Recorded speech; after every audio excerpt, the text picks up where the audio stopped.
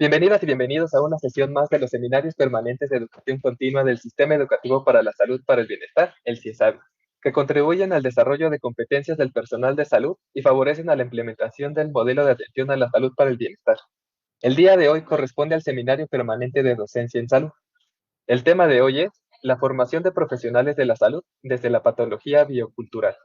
Nos acompaña el doctor Edgar Octavio Valadez Blanco, quien es licenciado en Investigación Biomédica Básica y filósofo por la Facultad de Filosofías y Letras de la UNAM, maestro en Humanidades por la UAM, doctor en Filosofía de la Ciencia por la UNAM, es miembro del Sistema Nacional de Investigadores Nivel 1, ha sido miembro fundador de distintos seminarios interdisciplinarios como el de Filosofía de la Biología, Representación y Modelización del Conocimiento Científico y el Seminario de Complejidad Biocultural del Cáncer. Entre sus actividades académicas y de divulgación, destaca el haber desarrollado en México el primer diplomado en complejidad y estrategias transdisciplinarias frente a las crisis civilizatorias. Actualmente es profesor e investigador de la Universidad Autónoma de la Ciudad de México y es miembro del Consejo Académico del Instituto Transdisciplinario sobre la Complejidad Biocultural, Gaia. Le recordamos a las y los participantes que pueden realizar preguntas y comentarios al final de la ponencia. Si desean que activemos sus micrófonos, por favor, levanten la mano y también estaremos pendientes a los comentarios y preguntas de las personas que siguen la transmisión en las redes sociales de CIESABI y en Teams. Adelante, doctor Octavio.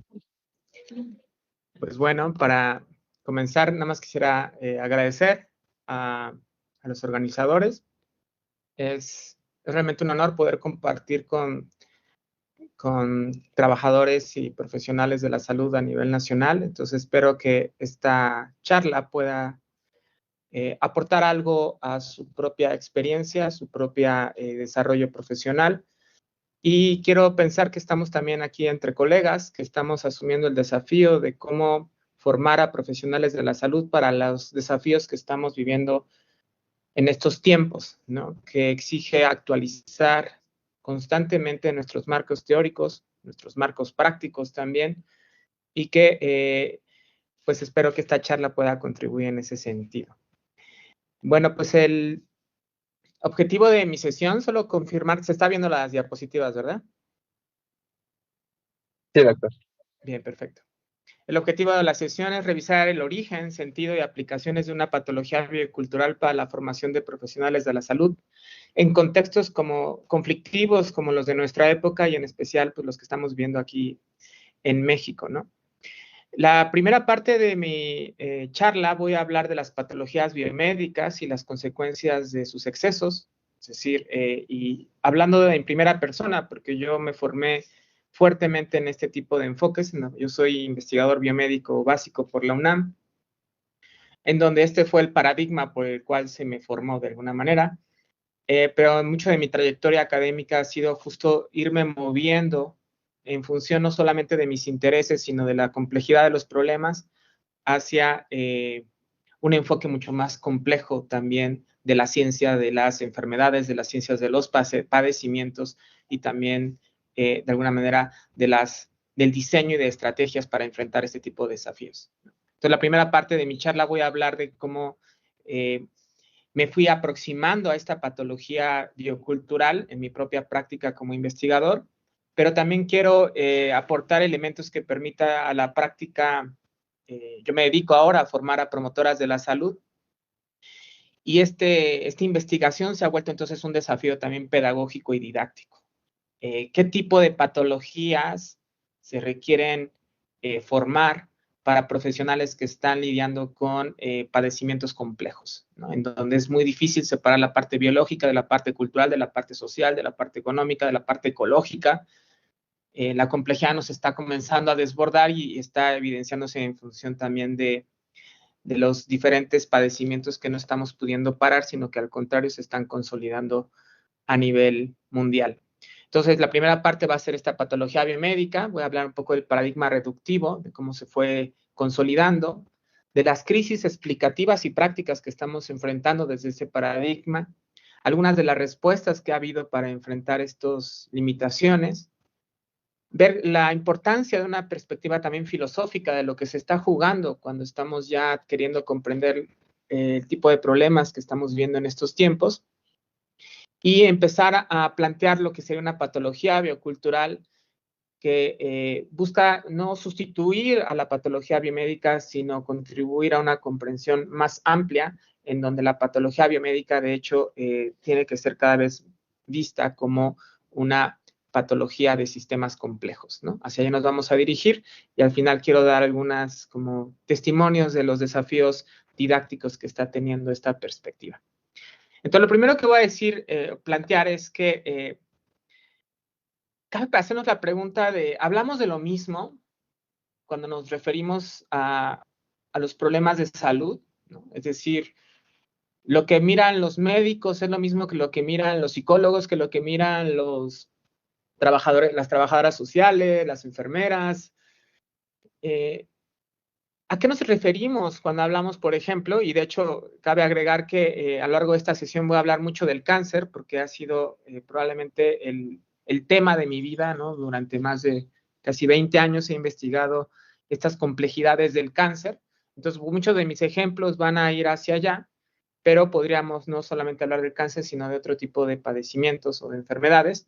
Y en el cáncer pasa mucho esto, ¿no?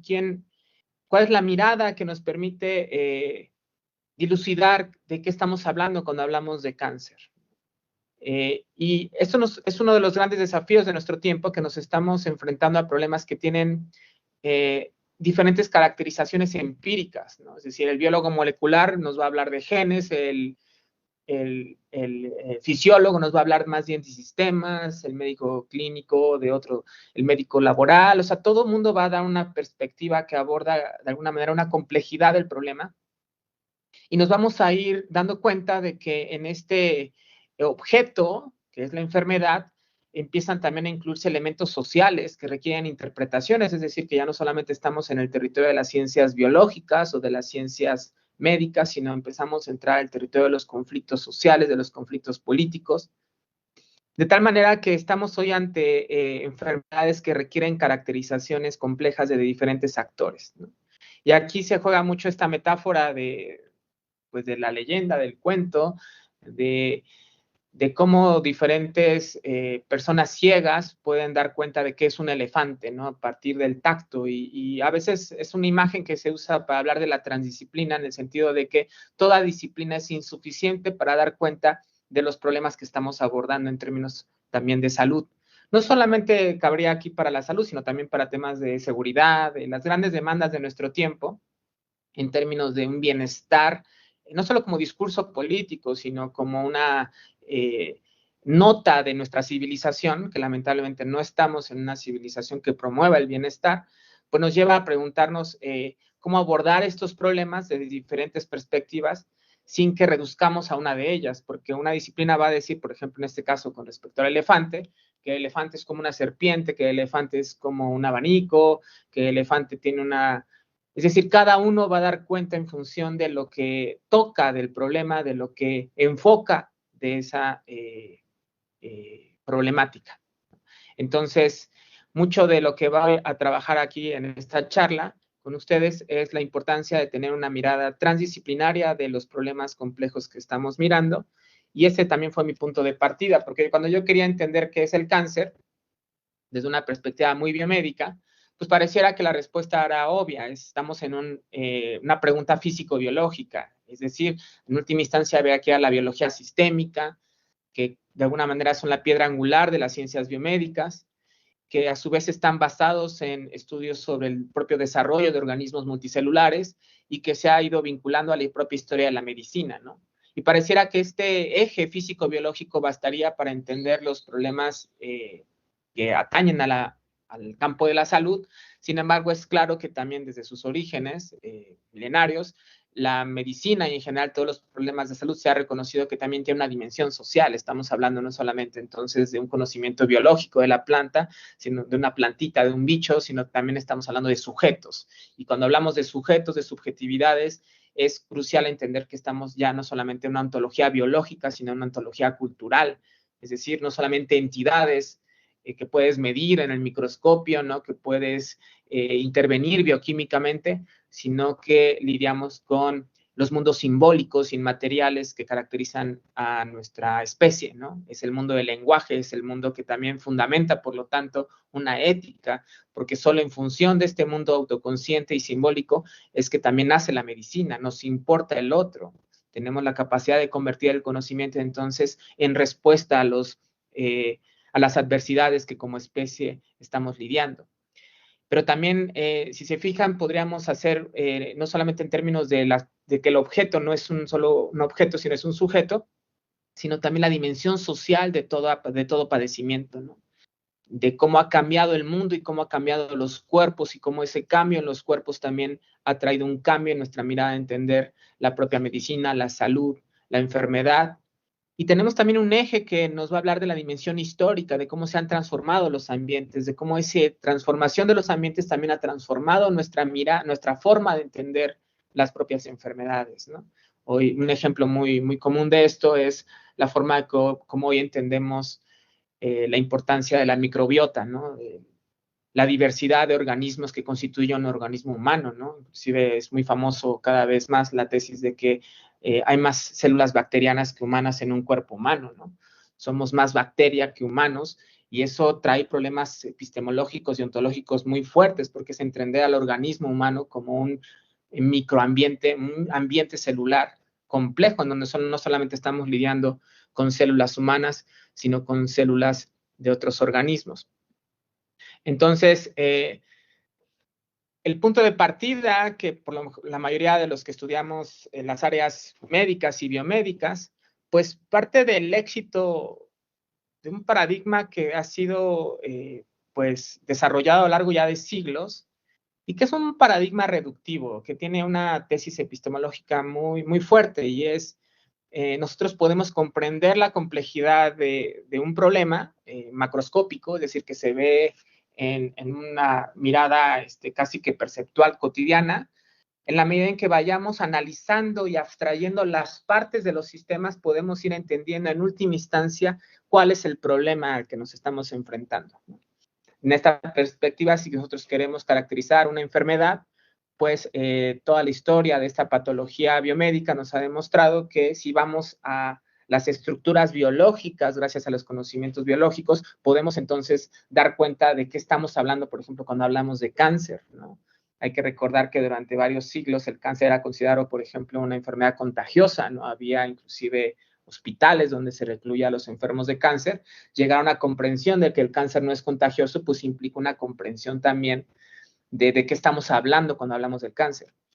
Y el cáncer es una buena imagen, no porque yo la haya estudiado, sino porque además es uno de los padecimientos más importantes, para, para mostrar cómo este tipo de enfoques partía de una tesis muy básica, que aquí pongo este jueguito del Jenga, que es en la medida en que nosotros conocemos dónde se originó el mal de ese padecimiento en las partes más fundamentales, podríamos hacer entonces intervenciones que permitieran corregir el mal en los niveles más fundamentales y poder así responder a la complejidad sin tener que resolver, por ejemplo, toda la cuestión social y toda la cuestión sistémica del problema. Es una tesis que además se ha inspirado mucho en lo que ha ocurrido en otras disciplinas, como en la física. En la medida en que el físico entiende qué es el electrón, pues podemos tener hoy como esta plática, esta charla, porque entendemos que la física de partículas tiene un correlato con los sistemas macroscópicos, ¿no? Hay una manera entonces que se piensa la ciencia como una ciencia que descubre lo fundamental para poder comprender lo que vimos en lo cotidiano. Y es una tesis fuerte, muy exitosa, que muchos de nosotros nos formamos ahí y que se puede ir a niveles más y más abstractos de la comprensión de este tipo de problemas, ¿no?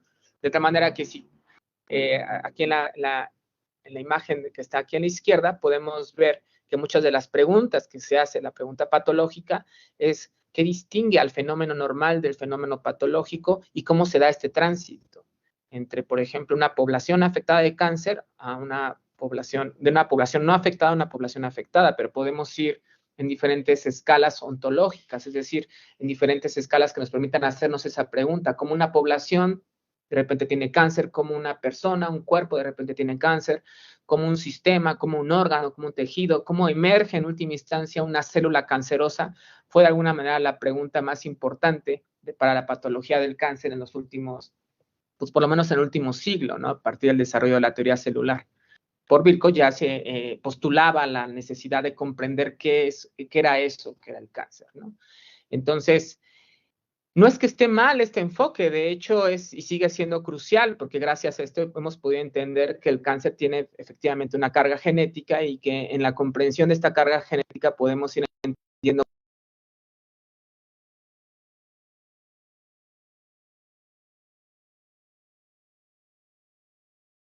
al médico, etcétera, y cómo las intervenciones farmacológicas van a recuperar estos conocimientos para tratar de hallar los puntos clave en donde podríamos, por ejemplo, detener el desarrollo de un proceso metastático o el desarrollo de nuevas clonas de células cancerosas.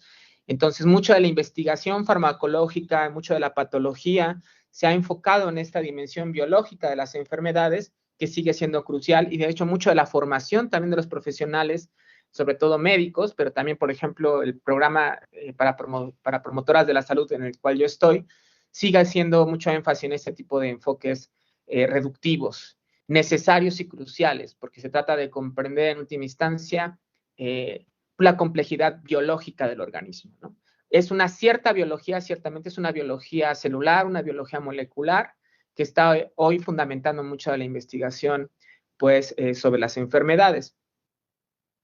Y bajo esta perspectiva, entonces, podemos ver que tiene muchas ventajas. En vez de hablar de procesos hipercomplejos como la tumorigénesis o la metástasis que ocurren en un nivel, por ejemplo, ya de una fisiología de tejidos, de sistemas, pues este postulado, esta patología postula que podemos entender más bien cómo emerge una célula, un fenotipo celular en partes más fundamentales, cómo ciertas mutaciones y aberraciones en el nivel genético producen este comportamiento aberrante de las células, y comprender cuáles son las características de esa célula cancerosa en el nivel molecular, parecía que entonces nos permitiría reconocer el mal en última instancia de toda enfermedad. ¿Cómo se origina entonces el proceso patológico en el cuerpo? Y fíjense la tesis que plantea, por ejemplo, estos dos importantes investigadores sobre el cáncer. De hecho, este artículo que es The Hallmarks of Cancer es uno de los artículos más revisados en la historia de la ciencia. Es un artículo muy importante. O sea, probablemente, y lo que hace este artículo es tratar de hacer una síntesis de lo que hoy sabemos de la patología del cáncer. Y fíjense la tesis a la que llega. Dice que las células cancerosas son, en última instancia, el fundamento de la enfermedad. Ellos inician los tumores, ellos dirigen el proceso oncogénico, ¿no? Y en última instancia son los genes supresores de tumor los que definen al cáncer como una enfermedad genética. Entonces, el desafío para esta patología es entender cómo funciona este intricado proceso molecular genético que va a producir este fenotipo celular canceroso. Este ha sido, por ejemplo, en el caso del cáncer, el paradigma pues fundamental de cómo explicamos al cáncer, cómo queremos intervenir sobre él. Y no es que esté mal, o sea, gracias a esta comprensión, repito, ya no sabemos que pues cáncer no es contagioso, no tenemos que recluir a los enfermos, y más aún sabemos que el cáncer en realidad no es una enfermedad, sino son 100 tipos de enfermedades con una diversidad de características. Sin embargo, estas características de la metamigración, ¿no? Entonces, conocer estos fundamentos pareciera que es la tesis de con eso puedo comprender toda esta diversidad, porque es un conocimiento tan fundamental que se puede aplicar tanto para un cáncer de piel, para un cáncer de mama, aunque haya diferencias secundarias, ¿no? Pero en última instancia estamos comprendiendo algo así como la esencia del proceso patológico.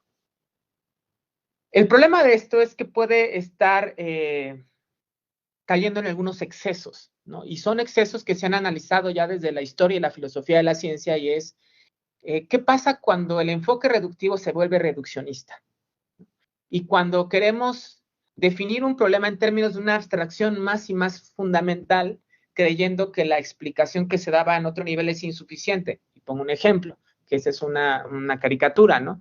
Pero es como si supusiéramos que el enfoque sociológico, es decir, entender los patrones sociales, tendría que estar reducido a una psicología, porque la sociología no sería más que una psicología aplicada. En última instancia, la parte de una sociedad es el individuo, y cómo se comporta este individuo está en función de su mente. Por lo tanto, la psicología es una ciencia más fundamental que la sociología. Por lo tanto, la explicación de un problema social tendría que hacerse en función psicológica. Vean un poquito los riesgos y los absurdos que ya empezamos a ver con ese tipo de enfoques de ir a la última parte. Pero podríamos decir que la psicología en última instancia no es más que biología aplicada, porque estamos hablando de un cerebro biológico, de sinapsis, de procesos bioquímicos que producen la experiencia mental, y entonces la psicología tendría que ser explicada en términos biológicos, pero la biología no es más que una química aplicada, porque la biología en última instancia está hablando de biomoléculas, tendría entonces que estar reducida a la química, y la química no es más que partículas atómicas, donde en última instancia la física es quien tendría que dar cuenta entonces de esto. Y la física en última instancia no es que matemáticas aplicadas con un componente empírico, y entonces la física y la matemática serían algo así como la última instancia de todos los procesos del cosmos, ¿no? O sea, estas tesis se han ido hasta ese nivel, por eso durante mucho tiempo la física se convirtió en el paradigma de la ciencia para todas las otras ciencias. Es decir, se veía que ciencias como la sociología no eran ciencias suficientemente fuertes, ¿no? O duras, por ejemplo. Ahí en la UNAM hay una distinción clara entre las ciencias duras, le llaman a la Facultad de Ciencias, y la Facultad de Ciencias Políticas. Todas las otras facultades son ciencias blandas. ¿Qué es lo duro? ¿Qué es lo blando? Pues nadie lo va a saber definir, pero hay la idea de que en la ciencia dura hay un aparato formal, hay más precisión, hay de alguna manera un conocimiento más fundamental de los problemas a los que nos estamos enfrentando. Y esta caricatura en realidad refleja un poco el problema del reduccionismo, es decir, que está presuponiendo que hay una última instancia y que yendo a la última parte podemos entender entonces los fenómenos complejos a los que nos estamos enfrentando. Y esto en realidad se empieza a cuestionar y empieza a entrar en conflicto cuando hay disputas transdisciplinarias, cuando ya viene el tema de quién es la autoridad sanitaria, quién tendría que decir dónde se va el presupuesto para el cáncer, se va a la investigación genética o se va a la investigación de cuidados paliativos. ¿Qué es más importante? ¿Qué explica mejor el fenómeno? ¿Dónde tendríamos que poner nuestra atención? ¿Cuáles son las mejores explicaciones para enfermedades complejas? ¿Las explicaciones biológicas, las explicaciones sociales, las explicaciones psicológicas? ¿Quiénes son los profesionales que pueden dar cuenta de esta complejidad? ¿Son los médicos, son los enfermeros, son los psicólogos? ¿Son todos juntos? Pero todos juntos en última instancia, ¿quién determina el recurso? ¿No? Si se fijan, no basta con decir que nos ponemos de acuerdo todos en el hospital, sino que en última instancia la estructura de poder también está basada en paradigmas biomédicos que van a poner, por ejemplo, más énfasis en ciertas perspectivas. O sea, en la UNAM, por ejemplo, hubo un debate importante cuando nació el Instituto Nacional de Medicina Genómica, porque algunas personas decían, ¿por qué nació un Instituto Nacional de Medicina Genómica y no un Instituto Nacional de Medicinas sociales, ¿no? Que abordara la complejidad social y no solo la complejidad genómica de las enfermedades? Habla un poco de que se le ha dado preferencia a este tipo de enfoques. Sin embargo, ha habido disputas en torno a esto que hacen cuestionarnos cuáles son los fundamentos epistemológicos, filosóficos de este tipo de enfoques. Y en última instancia, lo que nos estamos preguntando es cuáles son las mejores estrategias de intervención y prevención, ¿nos están funcionando o no? Y en el caso del cáncer se está volviendo un problema fuerte porque nos hace preguntarnos si estamos esperando que emerja una cura y si ahí tendrían que dedicarse todos los recursos. La guerra en el caso contra el cáncer, pero recuerden que yo voy a poner el cáncer, podría ser contra otra enfermedad, es justo esta promesa biomédica, ¿no? En la medida en que yo encuentre científicamente el origen biológico de las enfermedades, voy a poder entonces fundamentar cuáles van a ser las mejores estrategias de prevención, de detección, de evaluación, de tratamiento, y de ahí podríamos escalarlos a prácticamente todas las otras disciplinas o áreas de la salud, estarían de alguna manera subordinadas a esta definición. Por eso el paradigma biomédico de la medicina va a estar basado en que en la medida en que definamos biológicamente las enfermedades, podemos entonces abordarlas. Y esto nos distinguiría además, a quienes nos dedicamos a esto, de todas esas otras medicinas alternativas que lo que carecen es justo de un conocimiento científico de las enfermedades. Entonces es fuerte lo que se está jugando aquí. Y esto fue lo que inspiró en la década de los 70 a que, por ejemplo, Nixon, recuerden que él tenía cáncer, pero además firmó uno de los principales apoyos que se ha dado en la historia de la ciencia a un problema que fue el cáncer, y se destinó una cantidad exorbitante de dinero para encontrar la cura contra el cáncer. Y bueno, no se encontró una cura, pero sin lugar a dudas se hizo un gran avance en términos de investigación biológica. Lo que a veces no se dice de este tipo de narrativas es que quienes estuvieron detrás también de este gran presupuesto que se dio a las ciencias biológicas, celulares y bioquímicas, es que estaba el lobby de las farmacéuticas, porque ya era como destinamos un dinero que nos permita también fundamentar fármacos que puedan responder a este negocio que ya se veía del cáncer desde hace décadas que iba a emerger. Entonces, el paradigma biomédico no solamente es la ciencia biomédica, sino es una matriz disciplinar, en donde si bien el enfoque biomédico define la enfermedad, pone las bases biológicas de las enfermedades. Si uno analiza, por ejemplo, un tratado de patología, un tratado sobre el cáncer, empieza con las bases biológicas del cáncer. Y se va a nivel celular, se va a nivel genético, sí va escalando en los sistemas, pero busca hacer un tipo de explicaciones de esta naturaleza y fundamenta entonces el campo biomédico, la patología biomédica, cómo estamos entendiendo la enfermedad, de tal manera que los otros subcampos de esta matriz interdisciplinar del campo de la salud, por ejemplo, el epidemiológico, también estará enfocado en entender y en complementar este enfoque. El campo clínico, todos estarán de alguna manera poniendo en su centro este enfoque, ¿no? Y buscando ser coherentes con esta comprensión. Los protocolos, por ejemplo, que se hacen sobre el cáncer, pues tratan de ya caracterizar que tienes un cáncer en estado 3, con tales características celulares, con tales variables sistémicas, y entonces se aplica tal o cual protocolo clínico, ¿no? Entonces, mucho del conocimiento biomédico se traduce en protocolos. Entonces, es muy importante para que veamos el poder que tiene, entonces, quién define y cómo se define la enfermedad. ¿Cuál es el enfoque que define la enfermedad?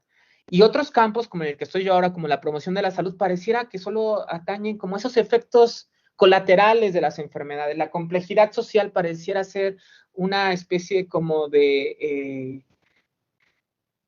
patología borrosa que está por allá, pero donde tenemos que tener claro es lo biológico. Y es ahí donde estamos además formando a muchos de los actores en salud, esperando que de alguna manera lo social lo complementen otras disciplinas, pero a veces no hay diálogo entre esta comprensión compleja de las enfermedades. Y el punto es que estamos lidiando hoy con crisis en diferentes ámbitos asociados a enfermedades complejas, es decir, la incidencia está creciendo y las cargas también aumentando, ¿no? El cáncer, por ejemplo, está consolidándose como las primeras causas de muerte en el mundo, ¿no?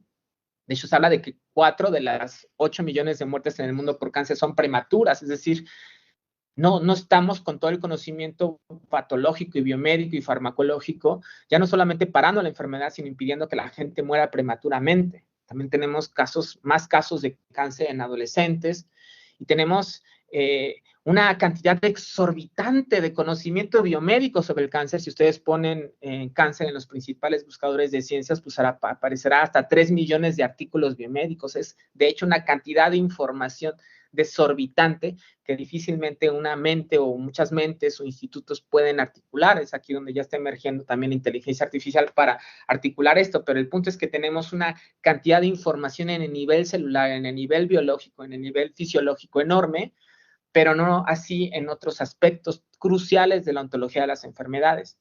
Y esto está asociado a que también estos enfoques están asociados a economías. Estamos hablando que en el caso, por ejemplo, del cáncer, se habla de una economía de $1 trillón en gastos anuales. Entonces, encontrar las curas farmacológicas, encontrar la intervención bioquímica, es también una inversión para los grandes capitales farmacológicos, farmacéuticos, de tal manera que también no es una coincidencia que se haya dado una énfasis en este tipo de investigaciones por sobre otros. Eso no quiere decir que en el campo de la ciencia no haya habido críticas y explicaciones alternativas a esta visión reduccionista o mecanicista. Mecanicista porque está queriendo en la patología biomédica explicar casi el mecanismo por el cual se causa un fenómeno. Por ejemplo, en el caso del cáncer, un fenotipo celular. Ese tipo de explicaciones alternativas es, por ejemplo, la que emergió cuando se reconoció que estábamos lidiando con enfermedades complejas. Y la definición de enfermedades complejas estuvo asociado a que no podía ser solo explicado por los mecanismos y los procesos internos a las células o internos al organismo, sino siempre en función de una relación con el ambiente. Las enfermedades complejas, dicen, tienen una carga genética, una carga biológica, ontogenética, es decir, el desarrollo del organismo muy fuerte, pero estas siempre se tienen que entender en relación y en una en unas variables muy complejas o interacciones muy complejas con sus ambientes, ¿no? Y no solo eso, sino que estábamos tratando de ver cómo funciona el organismo celular sin que todo tenga que ser explicado desde los genes, sino desde procesos, por ejemplo, de organización que emergen, y se pone mucho siempre el caso de los cardúmenes de peces, porque si uno ve el fenómeno de los cardúmenes de peces, te vas a dar cuenta que el fenómeno no puede ser explicado por los genes, sino por la interacción de los organismos en ese nivel macroscópico, ¿no? Y que hace que las parvadas de aves o los cardúmenes de peces tienen comportamientos que no dependen de su estructura molecular. La biología de esos organismos, la explicación biológica de esos organismos no puede hacerse solo en función de mecanismos genéticos o celulares, que esa es una de las tesis principales que nació también de una visión de las enfermedades complejas. Aquí pongo a Germinal Cocho, no solo porque fue mi tutor en buena parte de mi formación como biomédico, sino porque es de los médicos justo que le interesaba traer a los sistemas complejos al campo de la medicina y tratar de cambiar de raíz la manera en cómo el médico entienda los procesos patológicos. Y el ejemplo, cómo se traduce esto en investigación biomédica, es que se hacen experimentos de esta naturaleza, de que tú puedes tener una célula, una misma célula, por ejemplo, un fibroblasto, y lo único que cambias es la matriz o donde se ancla esa célula para que cambie su forma, y solo cambiando la forma de las células, sin cambiar los factores de crecimiento, sin cambiar todo lo que está alrededor de la célula, excepto su forma, se puede cambiar el comportamiento celular. Este ha sido un ejemplo de cómo no podemos explicar solo en términos de genes o en términos de factores celulares biológicos, sino también en términos de fuerzas mecánicas, en términos de ambientes. Es aquí donde también comenzó a fortalecerse la idea de que se necesita una perspectiva ecológica de las enfermedades, desde el nivel celular hasta el nivel social. Y así podríamos ir viendo que se ha ido cambiando, se ha ido pensando menos en términos de partes, sino en términos de sistemas, el sistema genético, todas las ómicas, la genómica, la proteómica, trata de entender ya no solamente una parte, sino una red, un sistema, cómo funciona el sistema celular que está en un microambiente y el microambiente está en un tejido y eso forma estructuras tridimensionales y eso está en un organismo celular que está en un ambiente. Vean la complejidad de la comprensión de un fenómeno que atraviesa todas estas escalas, ¿no? Pero también podríamos ir de la parte al todo, no solamente de lo celular al organismo multicelular, sino del organismo multicelular que ya existe y que tiene ciclos homeostáticos, cómo se va produciendo el fenómeno patológico. Esto es en gran medida lo que se enseña hoy en las academias de patología, tanto de las áreas de los médicos como de las áreas cercanas, como inclusive la promoción de la salud. Son procesos del parte al todo, del todo a la parte, necesitas entender fisiología, necesitas entender bioquímica, necesitas entender biología celular, todo lo que hoy fundamenta en un conocimiento biológico de las enfermedades. Y está bien, de alguna manera lo que se ha ido haciendo es una comprensión mucho más compleja de las enfermedades, pero en donde sigue teniendo mucho énfasis el enfoque de las partes y el enfoque de los sistemas es más bien un giro que ha ido ocurriendo en los últimos 20 años, de tratar de entender a las enfermedades como enfermedades complejas y ver que no solamente hay que entender cómo colapsó algo en el nivel más fundamental y cómo eso me permite explicar a nivel superior, sino cómo en su nivel superior también puede afectar a nivel celular. Como de la exposición de este organismo a una serie de hábitos cotidianos puede transformar su estructura celular. Ese ir de la parte al todo y del todo a la parte es de alguna manera el umbral en el que hoy estamos en términos de investigación biomédica, ya no solamente en la parte, sino en una complejidad de los organismos en este nivel. Y cuando entonces pensamos en la epistemología de las ciencias biomédicas, no solamente sería de las ciencias biomédicas, sino en cierto sentido también de lo que podría ser una medicina científica. Cabe recordar que las ciencias biomédicas no solamente son modelos, ¿no? No solamente es el modelo celular del cáncer que produce explicaciones, que puede haber una explicación genética del cáncer. A lo mejor habrá modelos ambientales del cáncer y explicaciones ambientales. Hay diferentes tipos de modelos y explicaciones sobre las enfermedades. Mucho del debate que hay en términos, por ejemplo, de revistas biomédicas, pues gira en torno a cuáles son los mejores modelos biomédicos, sino que se pierde de vista que las ciencias biomédicas también tienen un componente social por el cual se valora, es decir, se jerarquiza, es decir, se ponen unos lentes, y yo le pongo más atención, por ejemplo, en el caso del cáncer, a las variables genéticas que, por ejemplo, las variables políticas, ¿no? Esa es una elección, Es una elección que no es científica, sino tiene que ver más bien con una postura política y económica en donde yo pongo mi atención para hacer una modelación o una explicación sobre una enfermedad. Y eso va a tener una implicación directa en las intervenciones, en las tecnologías que nacen de estas ciencias, ¿no? Entonces, tener una comprensión más integral de cómo funcionan las ciencias biomédicas nos permite ver que a veces no solamente hay que cambiar los modelos y las explicaciones, sino hay que cambiar los valores, el enfoque, los supuestos por los cuales se está reproduciendo un cierto tipo de formación, un cierto tipo de investigación biomédica, y eso va a tener implicaciones directas sobre las intervenciones.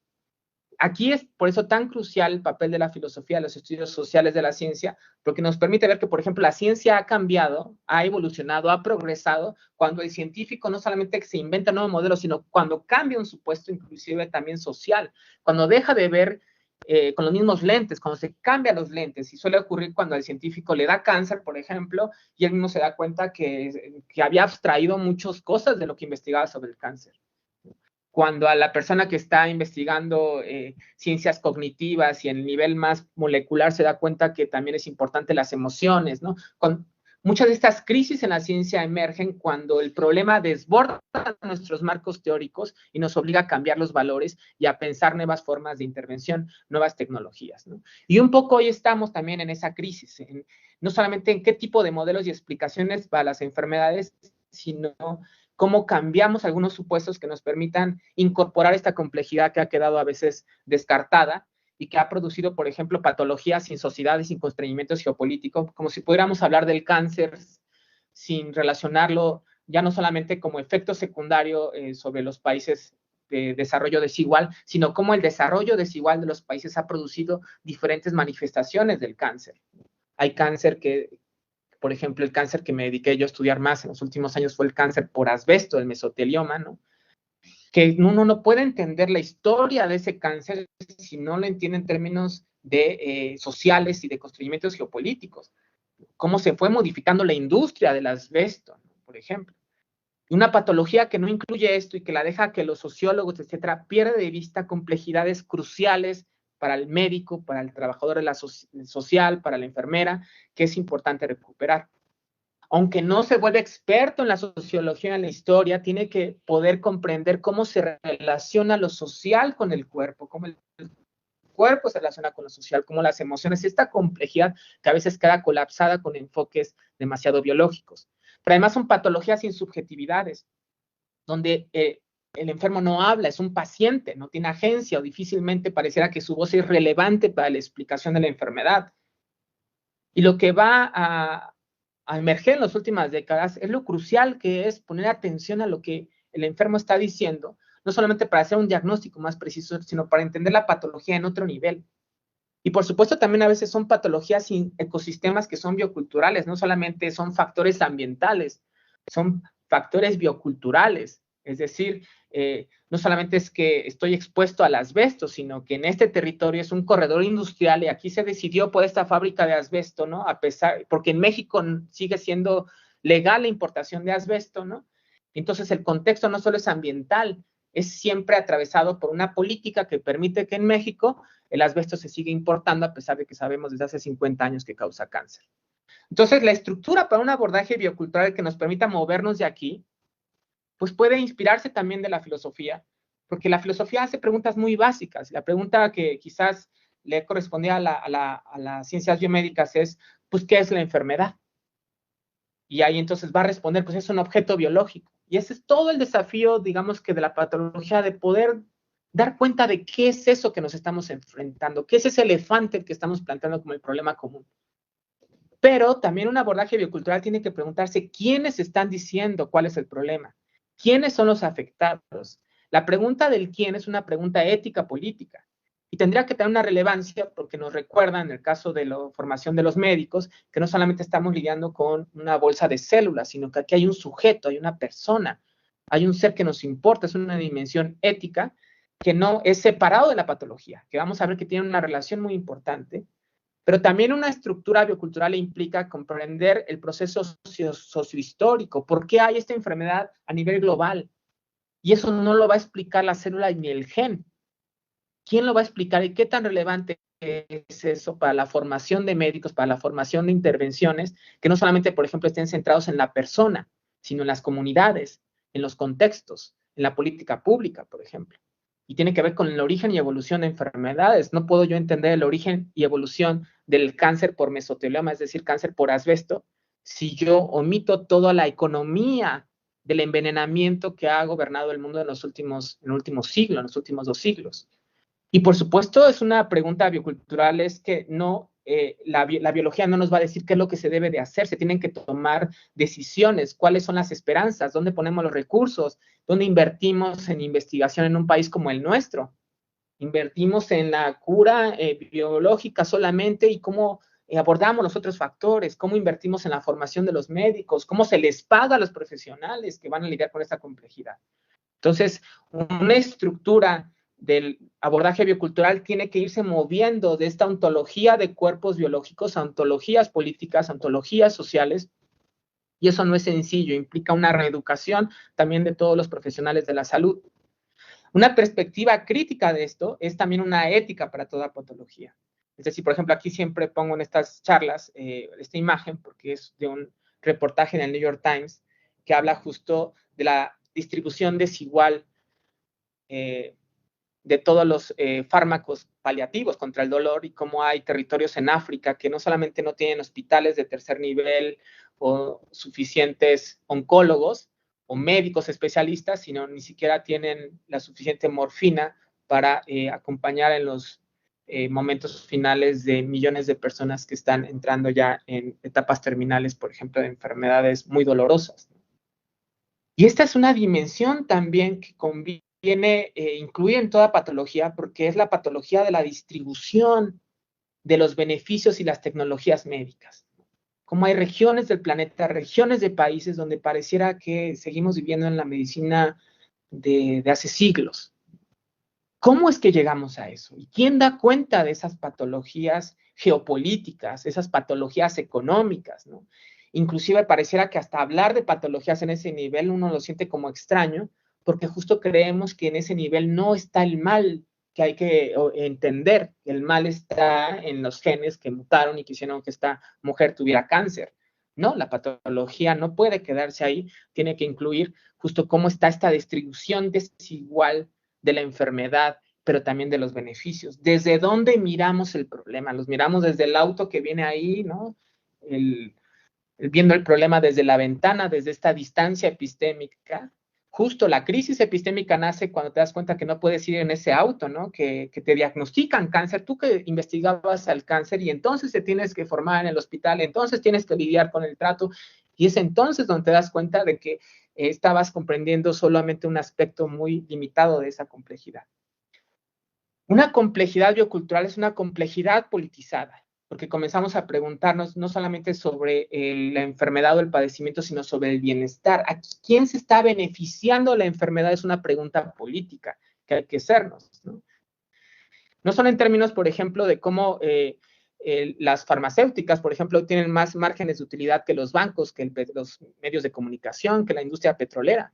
Y después, esta, de hecho, es una información pre-COVID, después del COVID, ha aumentado los capitales farmacéuticos a un nivel desorbitante y que están basados mucho en esta promesa de intervención farmacológica que va a encontrar la cura del cáncer, porque no podemos parar que en México se sigue importando asbesto, pues encontremos la cura contra el mesotelioma, ¿no? Cuando la cura para algunos contra el cáncer por asbesto es prohíbe el asbesto. No es un problema biológico, es un problema político. Entonces, a entender las complejidades bioculturales exige politizarlas. Y no es que uno lo quiera politizar, es que ya están politizadas.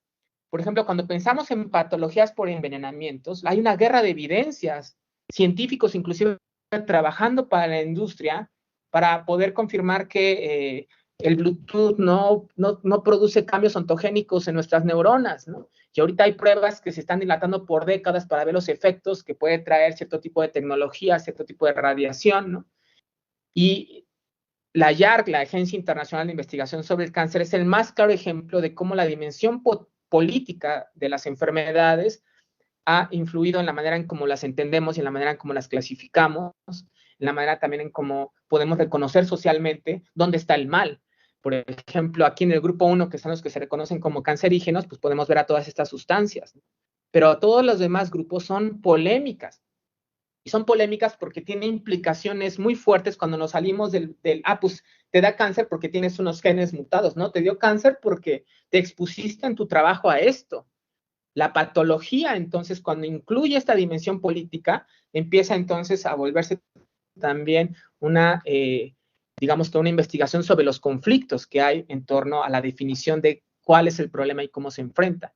Y las patologías sociales no solamente se pueden ver en términos de lo que ocurre en el hospital, se tiene que ver, por ejemplo, esto pasó hace apenas unos años, cómo se sigue distribuyendo láminas de asbesto para comprar votos, por ejemplo.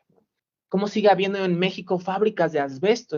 Para mí el tema del asbesto es el más claro ejemplo de cómo, si bien la formación médica, porque al final si vas a tener un enfermo por cáncer, por asbesto, que es un mesotelioma muy preciso, ese tipo de cáncer, ¿no? Se requiere un médico que sepa diagnosticarlo, un médico que sepa entenderlo e intervenirlo. Y ahí la patología biomédica es súper necesaria, pero nunca podemos perder de vista que no se ha hecho lo elemental, que es prohibir la importación de asbesto a México. Y no se ha parado. Sigue en México, sigue no legal la importación.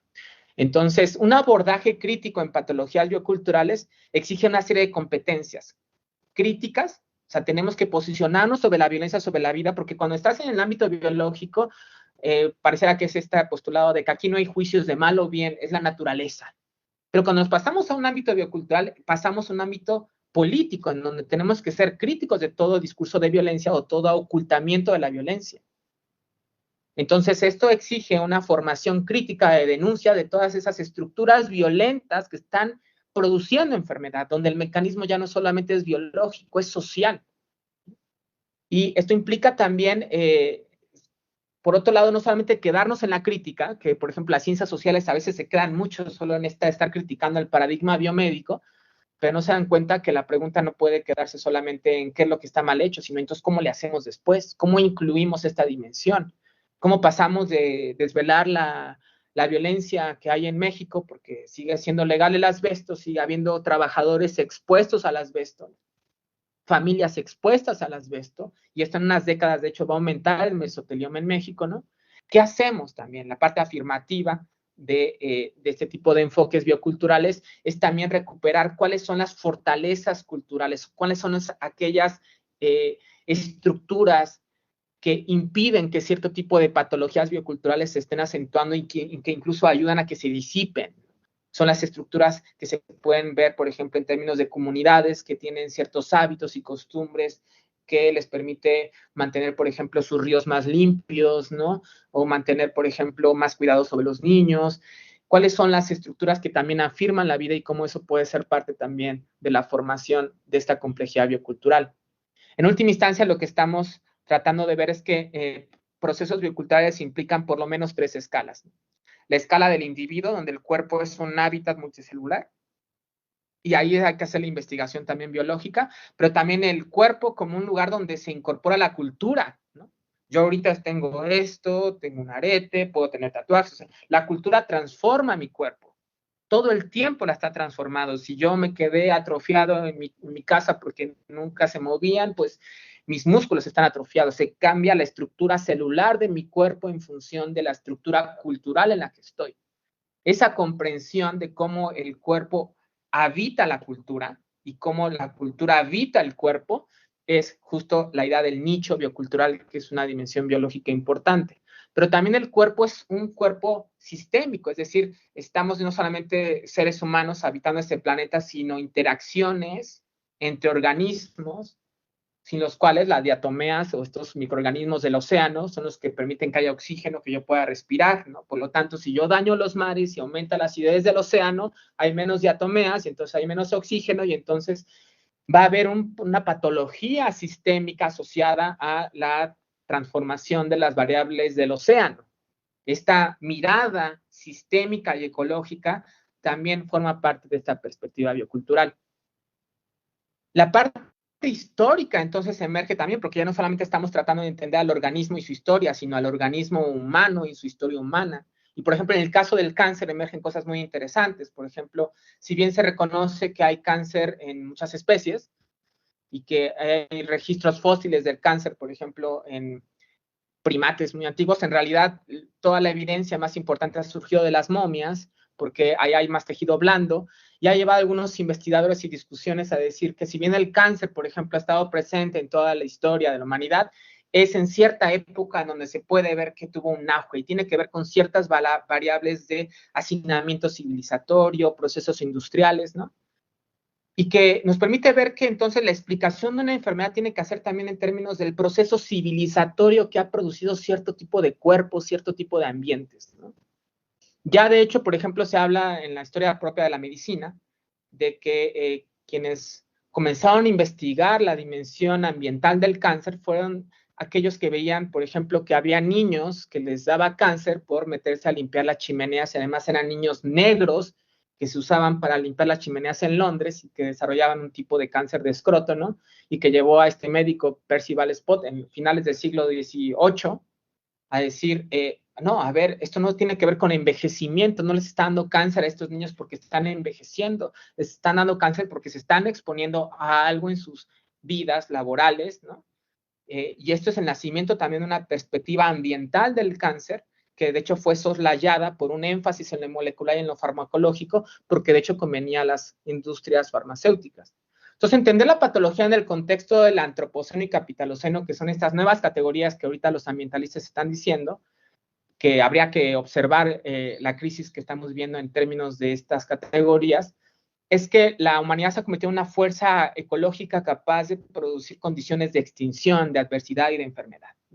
Y no solamente es el antropos, o sea, una nueva época marcada por la humanidad, sino es una nueva época planetaria marcada también por un sistema capitalista, heteropatriarcal, todas estas notas que tratan de caracterizar el tipo de violencia que sobre los cuerpos se ha hecho a lo largo de la historia y que se instauró como un sistema biocultural.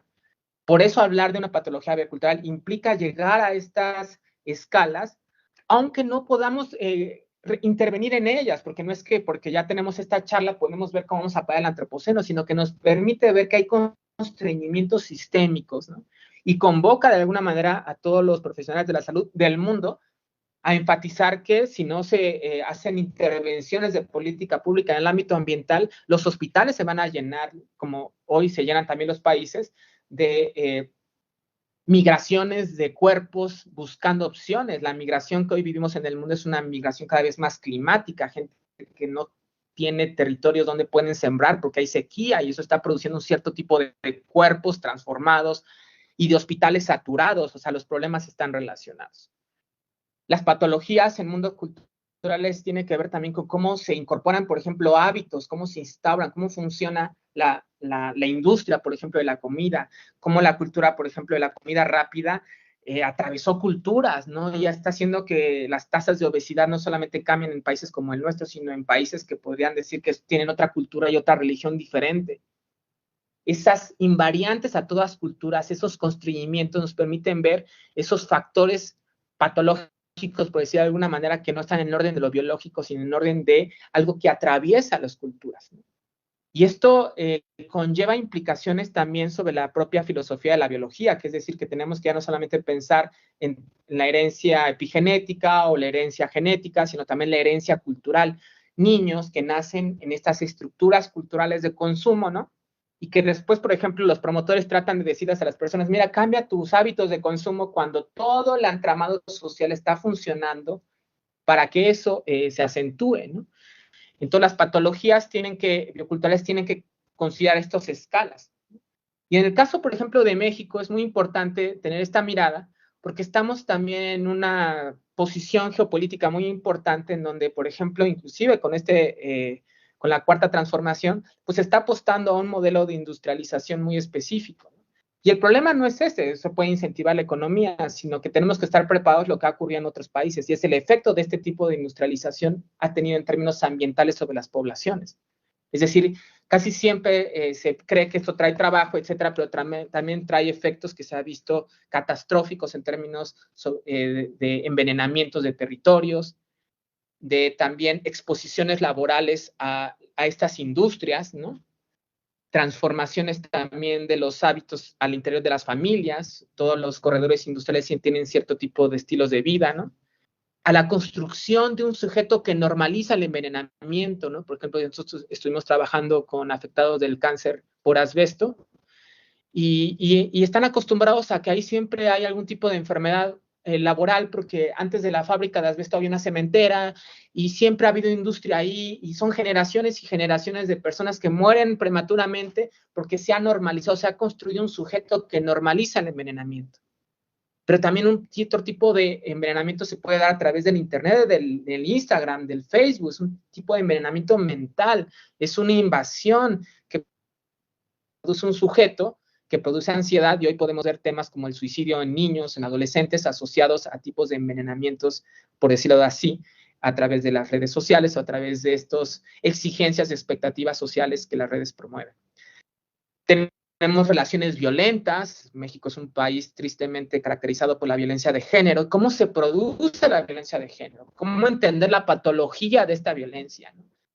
Pero también tenemos instituciones burocratizadas y ahorita es muy claro eso, no basta cambiar las cabezas de un gobierno, resulta que tienes una estructura anquilosada. ¿Cómo se produjo esa estructura anquilosada? ¿Cómo se produce la patología de una institución, por decir de alguna manera? ¿Cómo es el cuerpo y las estructuras y funciones que hacen, por ejemplo, una universidad como la que yo estoy, que uno como profesor lo sabe, todas las contradicciones que hay en nuestras instituciones? Por ejemplo, la estructura curricular no se ha actualizado de la carrera en la que estoy. Y eso es una gran omisión, con consecuencias graves. No se está destrabando el problema porque no se está comprendiendo.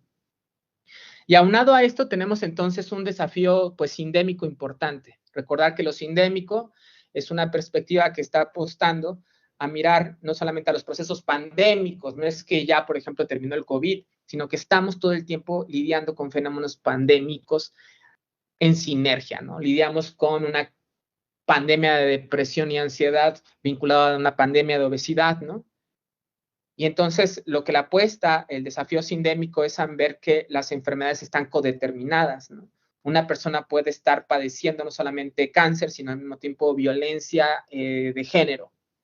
Y al mismo tiempo lo acaban de correr del trabajo porque no se garantizaron sus derechos y además vive en el norte del país donde hay una violencia asociada al narco y temas de migración y vean cómo entonces los procesos ya no pueden solo separarse para abordarlos desde la parte médica, sino vemos que si el médico está interviniendo acá, pero no se ve la otra parte acá, pareciera que siempre estamos como reparando una parte mientras la otra ya está agravándose y estamos como malabareando la complejidad de los fenómenos. Una ecología política implica ver que las afectaciones son también violaciones a derechos, por eso los enfoques sindémicos le apuestan a un vínculo muy profundo entre los actores que están reconociendo el problema de la salud con los actores políticos y económicos que tienen un papel significativo en cualquier solución que pueda emerger. Y bueno, ya digamos que las características más específicas de este enfoque sindémico, si se fijan aquí, nada más no me quiero detener mucho porque es mucha información, pero simplemente decir que es investigar, por ejemplo, cómo la diabetes y la depresión se articulan, ¿no? Y como si tú solo intervienes como en el ámbito de la nutrición, pero no intervienes en el ámbito de la psicología, tu intervención en nutrición va a ser totalmente insuficiente, se requieren abordajes complejos. Que todo eso está situado en un contexto social y estructural.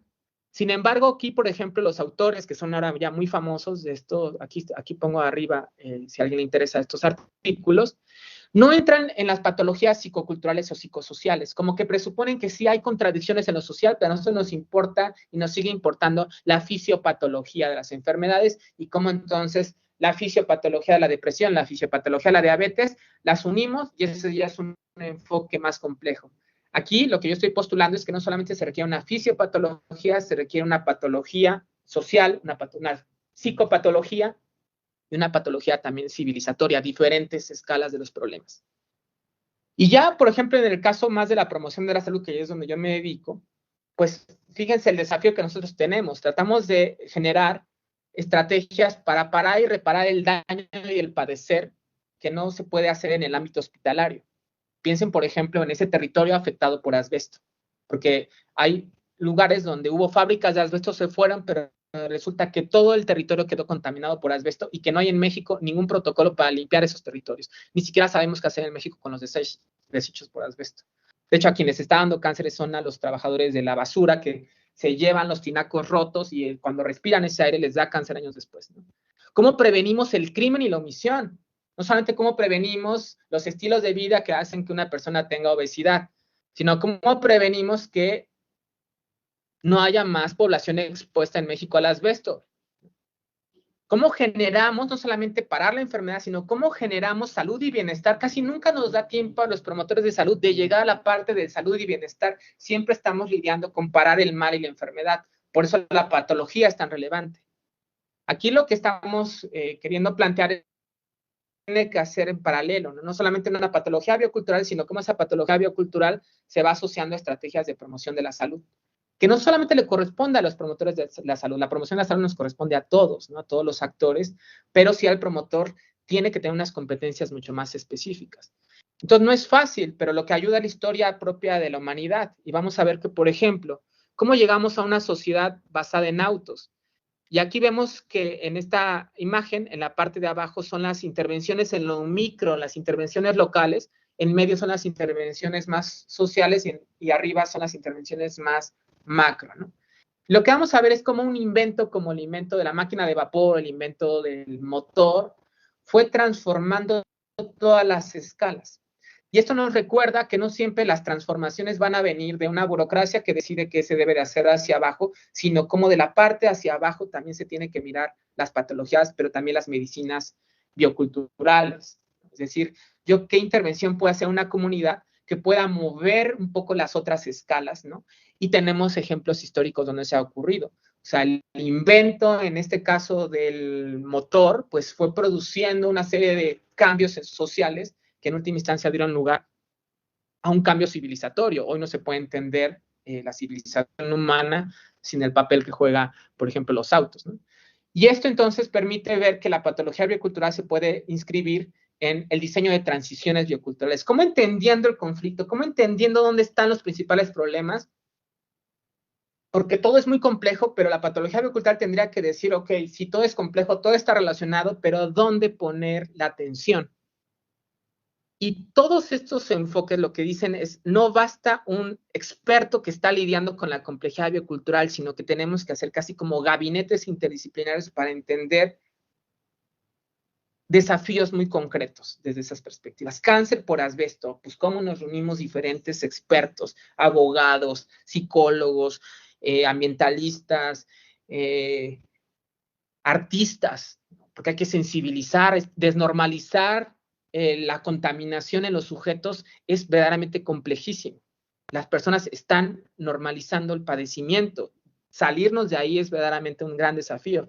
Y lo que va a postular esta patología también se requieren enfoques como el diseño para la transición, que es una metodología que hemos venido trabajando con un grupo de la UAM Coajimalpa, con la doctora Nora Morales, que además es la coordinadora del posgrado, también un posgrado en donde la pregunta es que con todo este conocimiento, ¿cómo le hacemos para diseñar estas transiciones que nos permitan pasar de un escenario de alguna manera de enfermedad o de padecimiento a escenarios en los cuales entramos en ciclos de retroalimentación de alguna manera hacia la salud? ¿No? Porque estamos ahorita en círculos viciosos en muchos problemas y todos pasan por tener una visión articulada con problemas complejos, ¿no? Y las intervenciones no son sencillas. En primer lugar, no son rápidas. No es como la industria farmacológica que te va a decir, aquí está la cura, aquí está el nuevo, como el Ozempic, este nuevo medicamento que modifica el hambre, ¿no? Y que pareciera que resuelve ya el tema de la obesidad. Es una forma de entender lo que en teoría sería la patología, es que va a producir una cura. Pero ¿qué tal si la cura no es un medicamento, sino es una transformación lenta que ni siquiera va a durar 6 años, ¿no? Lamentablemente en México llevamos cada 6 años como que inventando los hilos nuevos de intervenciones, ¿no? Porque vivimos en una política electoral, lamentablemente cada 6 años estamos reinventando todo, ¿no? Y nos damos cuenta que la complejidad a la que nos enfrentamos requiere sembrar procesos de larga duración, porque son procesos como de transformación cultural, y la cultura no se transforma rápidamente, es lenta y implica un ir y venir en los postulados teóricos y en los postulados prácticos, en el diagnóstico, en la entrevista, en caracterizar esa complejidad. Pero también en reconocer que esa complejidad es conflictiva. Siempre hay conflictos y hay por lo menos 3 tipos de conflictos en una patología biocultural. Conflictos de verdad, por ejemplo, sería eso no veneno, como lo que está pasando en la YAR, eso no un veneno, el benzoato de sodio, que casi todo producto que dure a temperatura ambiente en una tienda tiene algún tipo de conservador. ¿Quién va a definir? ¿Cómo se va a definir? Es un problema epistemológico, científico, y es un conflicto, hay guerra sobre esto. Eso no veneno el Bluetooth para nuestro desarrollo ontogenético. Ya hay ahorita investigaciones que están en polémica, pero también conflictos de validez. ¿Quién va a decidir? ¿Los médicos? ¿Los epidemiólogos? ¿Los ambientalistas? ¿Quién es el experto en todo esto? Es una pregunta también muy importante, porque a veces los afectados no necesariamente van a reconocer al experto, o un experto no va a reconocer al otro experto. Por ejemplo, algunos médicos no creen que el promotor de la salud tiene competencias tan complejas como la del neurólogo. Se le mira hacia abajo, ¿no? Por eso gana menos en el sistema de salud un promotor que un cajero. Vean en la contradicción en la que estamos, ¿no? Pero también en factibilidad, ¿cuál es la estrategia más ética? Y entonces estos conflictos están atravesando todas las escalas, porque estamos confundidos. Por eso ahorita hay también un boom de nuevas medicinas alternativas, porque frente a todo el anquilosamiento institucional, frente a la crisis del sistema de salud pública, lo que ha emergido es un boom de teorías que dicen, ustedes no consideran esa dimensión, nosotros sí, y aquí te vendemos una cura.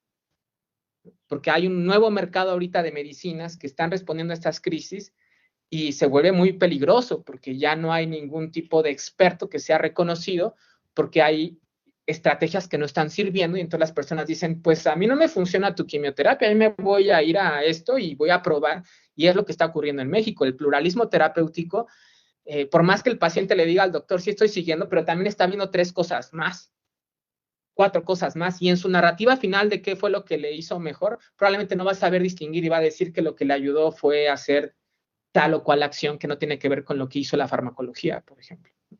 Entonces, pasar de patologías a intervenciones bioculturales implica ya una dimensión de cómo se hacen transiciones de afectados que están todo el tiempo pasivamente esperando la cura a afectados que toman agencia. De alguna manera, yo creo que muchos de los conflictos asociados a patologías bioculturales convocan a procesos de conciencia, procesos de comunicación, de sensibilización, de formación, de organización, de vinculación.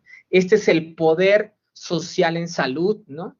Que es un proceso de largo alcance y que lamentablemente en México pues sigue siendo una utopía, ¿no? En realidad todo el mundo habla de la organización de los comités de salud, pero llevamos décadas sin tener claridad de cómo hacerlo, porque se sigue mirando desde una perspectiva preventivista, epidemiológica y biomédica muy constreñida. No se está analizando la complejidad de lo que está ocurriendo, ¿no? Y además no solamente lidiamos con objetos, con cuerpos, sino lidiamos con personas humanas y no humanas, ¿no? Aquí el campo y la cercanía con otras áreas de la medicina para animales también es muy importante por lo que está ocurriendo en términos civilizatorios hoy, de cómo las familias no solamente lidian con la enfermedad de sus familias, sino que incluye a sus familias, a sus perros, a sus animales domésticos, ¿no? Pero también, por ejemplo, aquí pongo la imagen de una supermodelo que le da cáncer de mama, y que comienza a hacer una serie de obras para retratar su cuerpo mutilado por este paradigma biomédico, no para criticarlo, sino para decir, nunca me han preguntado cómo me he sentido de estas intervenciones médicas, como que la voz del enfermo no importa. Y esta persona entonces quiere llevar al arte y a esta experiencia de su cuerpo, mostrar esas heridas, mostrar lo que no se ve de estas intervenciones, de lo rudo que son, más allá de si son necesarias o no, sino cómo no se ha escuchado al enfermo. Y esa es la primera complejidad que hay que reconocer cuando hablamos de patologías bioculturales. Hay que escuchar, hay que entrenarnos para que la patología incluya que no solamente es hacer el diagnóstico biométrico, las variables que podemos medir, sino también las variables que tenemos que escuchar. Y esto nos va a permitir entender también esta dimensión de la psicopatología, las encarnaciones culturales, cómo cierto tipo de pasiones impiden cierto tipo de tratamientos, cómo cierto tipo de pasiones producen cierto tipo de enfermedades corporales, cómo tienen que ver con fijaciones. Y aquí están todas las teorías psicológicas tratando de poner énfasis en a qué nos estamos enfrentando cuando hablamos ya no solo de cuerpos, sino de sujetos. ¿Cuáles son los obstáculos para que una persona cambie su dieta? Más allá de regañarle y decirle, ¿por qué usted no está haciendo? Porque le damos toda la información y esperamos que cambie su vida. Y luego nos preguntamos, ¿por qué no lo cambió? Pues es un ignorante, lo que sea. No, hay que entender dónde está el conflicto que impide que una persona cambie un estilo de vida. Y cómo se puede facilitar eso, y eso no es sencillo, implica ver patrones también de estas conductas que están asociados también a diferentes tipos de trastornos de personalidad. Puedes ver personalidades que ni siquiera el sujeto es capaz de ver, ¿no? Y esto no solamente está en los enfermos, está en el campo médico, en las relaciones laborales, en los hospitales, ¿no? Los ambientes viciados de un ámbito laboral en las instituciones, ¿no? Que generan ambientes que hacen que la atención merme, que los diagnósticos se hagan mal, que nadie quiere estar en el hospital, que el hospital se vea, o el ámbito educativo también pasa en las instituciones, sea casi que un ambiente patológico. Ahí, ya voy a ir terminando. Solo quiero agregar entonces que una patología biocultural implica también estrategias de concientización en salud, porque es cómo convierto este conocimiento en ser cuerpos ecológicos y evolutivos, ¿no? Es una formación que tiene que venir también desde la educación básica, cuerpos mentales y emocionales, cuerpos existenciales y espirituales, cuerpos culturales y sociales, ¿no? Ya no entonces es un cuerpo solo en función de genes, sino es un cuerpo que está en constante relación con diferentes dimensiones de lo que es también ser humano, ¿no? Y cómo las transiciones entonces que pensemos de cohabitante, afectado, de afectado, actor, de actor a colectiva, a comunidades más saludables, pasa necesariamente por esta conciencia, porque una persona que no toma conciencia y no ama su cuerpo, es muy difícil que pueda parar algunos de los conflictos que están produciendo sus padecimientos, ¿no? Entonces, para ir resumiendo, las patologías para transiciones en sistemas biculturales, pues son fisiopatologías, aquí está en la parte de abajo, o sea, disrupciones homeostáticas, hay que entenderlo, son psicopatologías, son personalidades cosificadas, ¿no? Son sociopatologías, ¿no? Instituciones alienadas, hay que entender una institución que está alienada, cuando una institución no está funcionando, que tú tengas un buen plan arriba y no está funcionando algo ahí, hay que entender que está funcionando. O ecopatologías, que tiene que ver ya con lo que estamos viendo a nivel sistémico. Y cómo eso está asociado a conflictos, a ciclos de retroalimentación viciosa, ¿no? Conflictos de desarrollo, conflictos de conducta, conflictos interseccionales, que implica diagnósticos. Cuando hacemos un diagnóstico biocultural tenemos que ver no solo qué le está pasando al cuerpo, qué le está pasando a la familia donde vive esa persona, qué le está pasando al contexto donde vive esa familia, en qué estado de la República está, en qué momento histórico de ese país. ¿Y cuáles son las mediaciones tecnológicas para la salud? Promoción de conciencia personal, liberación comunitaria. Si tienes aquí una fábrica de asbesto, pero claro que la promoción de la salud es una conciencia de hay que quitar esa fábrica de asbesto, pero es muy fácil nosotros llegar como promotores para decir se tiene que quitar esa fábrica de asbestos cuando los trabajadores pregunten ¿y de qué voy a trabajar ahora? Vean la complejidad también que se desvela cuando vemos que el conflicto no solamente es la fábrica de asbesto, sino el conflicto es que hay personas que tienen tal necesidad que se van a asalariar ahí porque no tienen opción. Entonces, todo eso, toda una patología biocultural es lo que va a permitir hacer diagnósticos y modelos de transición más psicosanitaria. Y ese es como un horizonte de investigación que está abriendo, ¿no? Tanto para luchar contra la enfermedad, es decir, estrategias de prevención y de reparación, pero también para ver cómo entonces se promueve salud en estos contextos. Porque aquí, si se fijan, no he hablado casi de la salud, pero en realidad sería algo que va caminando en paralelo.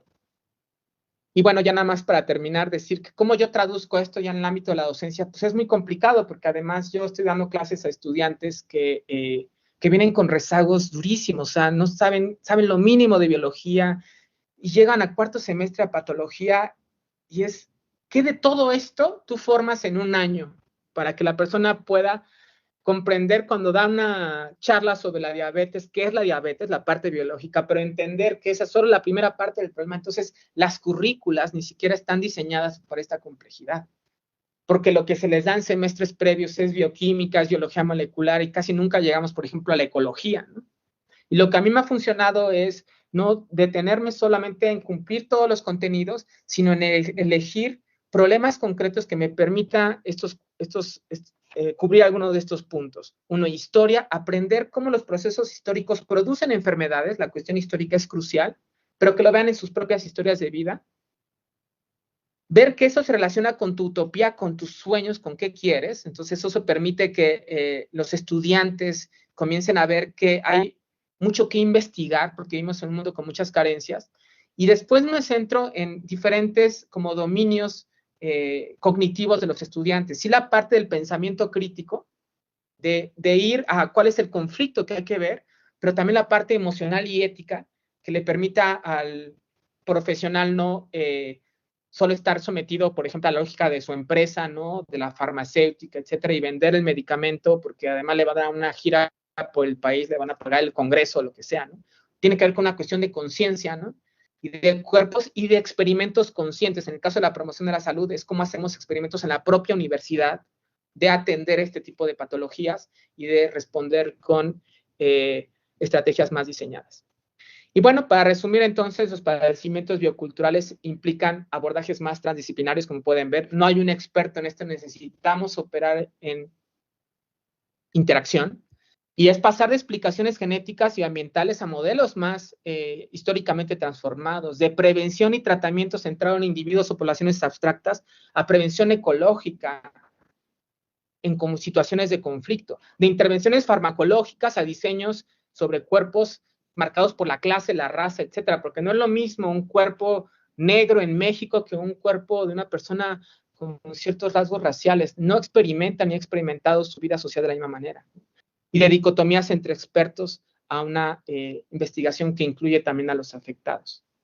Sin este enfoque, pues vamos a seguir estando como que desbordados por la complejidad de los contextos. Los contextos siempre van a estar colapsando nuestras intervenciones. Y no quiere decir que esto no se esté ya abordando, o sea, ya hay abordajes. Lo que estoy ahorita simplemente haciendo es como ver por dónde me parece que va ahorita el rumbo de nuestra investigación, tanto teórica como investigación práctica, ¿no? Y cómo eso se tendría que aterrizar pues para el desafío educativo que tenemos de formar a profesionales de la salud.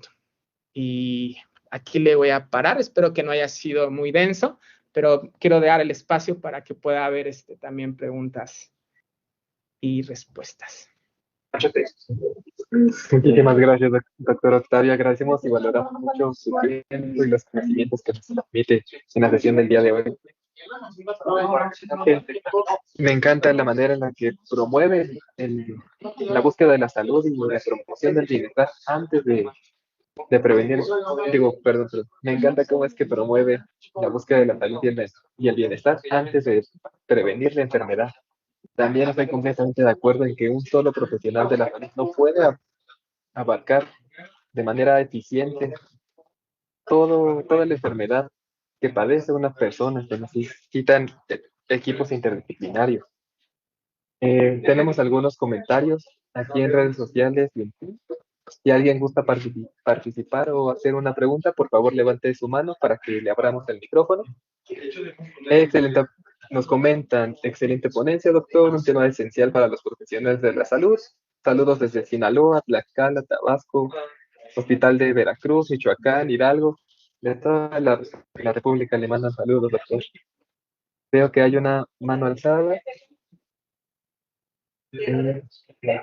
Oscar, ya puede habilitar su micrófono. ¿Tiene una pregunta?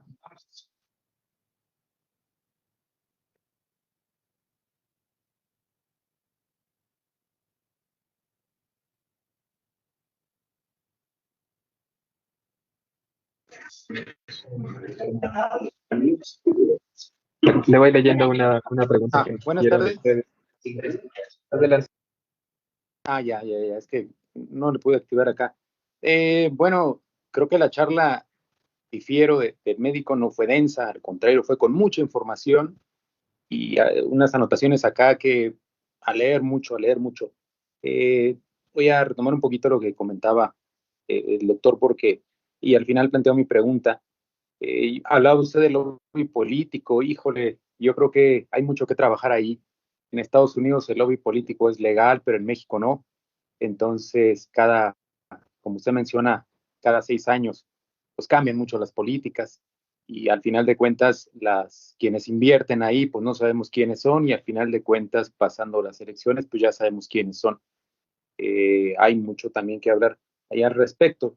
Y por ejemplo, una de mis preguntas sería, ¿realmente la industria farmacéutica investiga para lograr curar una enfermedad o realmente su objetivo es investigar para producir un producto que lleve a un tratamiento? O sea, me refiero a si realmente su inversión es para curar o realmente para vender un medicamento. Dice por ahí René del grupo aquel, se me fue ahorita el nombre, en donde, bueno, menciona una canción que dice que los que venden, los quieren enfermar para venderlos medicina, ¿no? Esa era mi primera pregunta.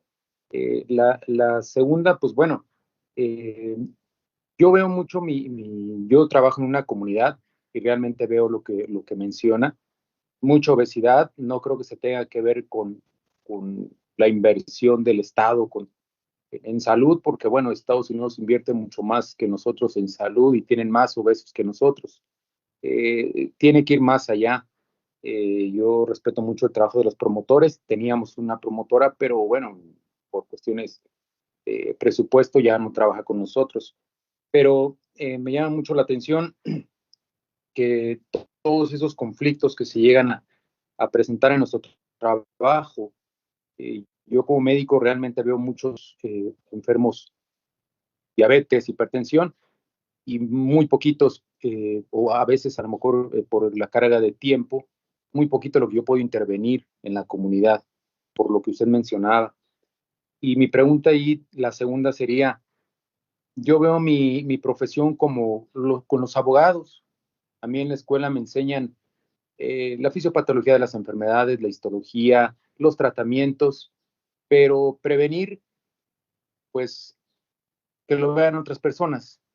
Yo, por ejemplo, veo un cirujano, yo no veo un cirujano o un joven de preparatoria queriendo estudiar ser cirujano, oncólogo, para prevenir, operar. Yo creo que los que estudian medicina o quieren ser cirujanos, pues quieren salir de la escuela a operar apéndices, operar vesículas, pero yo no sé si se trabaje y yo no sé cómo se pueda trabajar, esa sería mi pregunta, en las escuelas de medicina para que pues haya mayor intervención en la prevención, porque pues el cirujano quiere salir de la escuela a operar, no quiere prevenir cirugías porque se queda sin trabajo, se queda sin recursos y más en la privada. O sea, realmente hoy vemos muchos cirujanos que operan eh, pues apéndices que no existen, ¿no? Entonces, esa sería mi pregunta, porque bueno, yo creo que el abogado defiende al que roba, pero el abogado no sale a dar clases de cómo no robar o cómo prevenir el robo. Y yo veo mi carrera un poquito relacionada a eso, que nosotros, la prevención durante muchos años no la vemos nosotros. Por ejemplo, vemos un obeso, le damos su tratamiento y váyase con el nutriólogo. Vemos un diabético, híjole, ahí está su tratamiento, tiene obesidad, váyase con el nutriólogo, váyase con el psicólogo, por ejemplo. Entonces, ¿cómo cambiamos ese enfoque desde la escuela? Si realmente lo podemos lograr, porque yo creo que del 100% de estudiantes que entran a primer grado de medicina, el 90% quieren ser especialistas para tratar una patología, por decirlo de alguna manera en específico, y no un todo como el ejemplo que usted mencionaba de la microbiota, lo importante que es ver al cuerpo como un todo y no como una cuestión específica. Por lo demás, mucha tarea, tuve muchas anotaciones aquí y no fue denso, al contrario, muchas puntos que me llaman a mí a la reflexión. La filosofía la dejamos de lado y creo que hay que retomarla. Por ahí decía Walter Benjamin que pues todo progreso trae catástrofe. Entonces, sí, realmente el progreso sin catástrofe, como lo menciono. Y por lo demás, muchísimas gracias, y yo creo que serían mis dos preguntas. No sé si me di a entender. Gracias. Sí, pues muchas gracias. Sí me veo, es que como tengo la presentación, tengo que cerrar la presentación, no sé si aparezco, no entiendo bien esto. ¿O Sí, se ve, quiero? doctor. Ah, perfecto. Si gusta cerrarla, igual no hay problema. Bien, lo que yo diría para la primera pregunta es, mucho del discurso farmacéutico va a decir la prueba de que la industria farmacéutica ha contribuido a la humanidad es que la esperanza de vida ha aumentado a nivel mundial. Yo he ido a foros donde he planteado estas preguntas, ¿no? Porque una de las preguntas que creo que sí tendremos que hacerlos es ¿por qué hay ciertos medicamentos que son tan caros? ¿No? Y mientras más se investiga, la evidencia demuestra que no hay justificación para los costos de muchos medicamentos tan altos. Por ejemplo, el caso del cáncer es verdaderamente escandaloso e indigno, porque ahí más bien uno se da cuenta de dónde están las tasas de ganancia, ¿no? Y aquí es donde se requiere justo una perspectiva crítica desde los fundamentos de toda disciplina. Si el profesional de la salud no tiene una perspectiva crítica con respecto a la industria de la salud, es probablemente que sea después instrumentalizado por la industria de la salud.